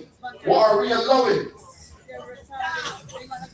But they can't be retarded because they can't retarded, we are feeding retards. So what does that make us? Idiots. So I am just saying, when you start to connect some of these dots, we have to take responsibility for ourselves, because at the end of the day, a politician has the most temporary job in the world. 5 years out. A politician cannot be a ruler. A politician is an administrator. A politician cannot tell you what you have to do because you have the right of refusal. You are your boss. So when you put that into perspective, you make your decision. If you love a person more than you love yourself, I start charging because I'm going to recommend it. And one other thing that I'm going to have to say that a lot of people might not get this right now. But we are the Jews. The Jews came out of Ethiopia. The people that came out of Europe are the Semites. And that's why you can commit an act of anti-Semitism against them, but not anti-Jewism. Because we are the Jews. We are the 400 years in the wilderness. Thank you so much. Thank you. So our last comments, okay, before we close tonight. Anybody want to comment on that? Thank you, sir. He mentioned a point about Barbados being self-sufficient in agriculture. During COVID, agriculture was the only sector to grow, and then the government just refused to pay any attention to it after. But in 1994, under the then Oinafa government, he passed a piece of legislation, again from the IDB, which said, or which was called the investment sector loan. And this investment sector loan opened the window for billions of dollars in foreign direct investment to come into Barbados. But there was a clause in that specific bill which gave the changed agricultural lands into residential lands. And that is why you have the emergence of these golf courses and these multi-million-dollar houses. And that's when the change the system. The government changed the same zone, but they destroyed the old zonal system and created a new zonal system in Barbados. And they have a planning and development agenda, along with the agenda to sell the entire regime, as we discussed on the show. They're selling from government headquarters straight down to Kensington Oval. Everything.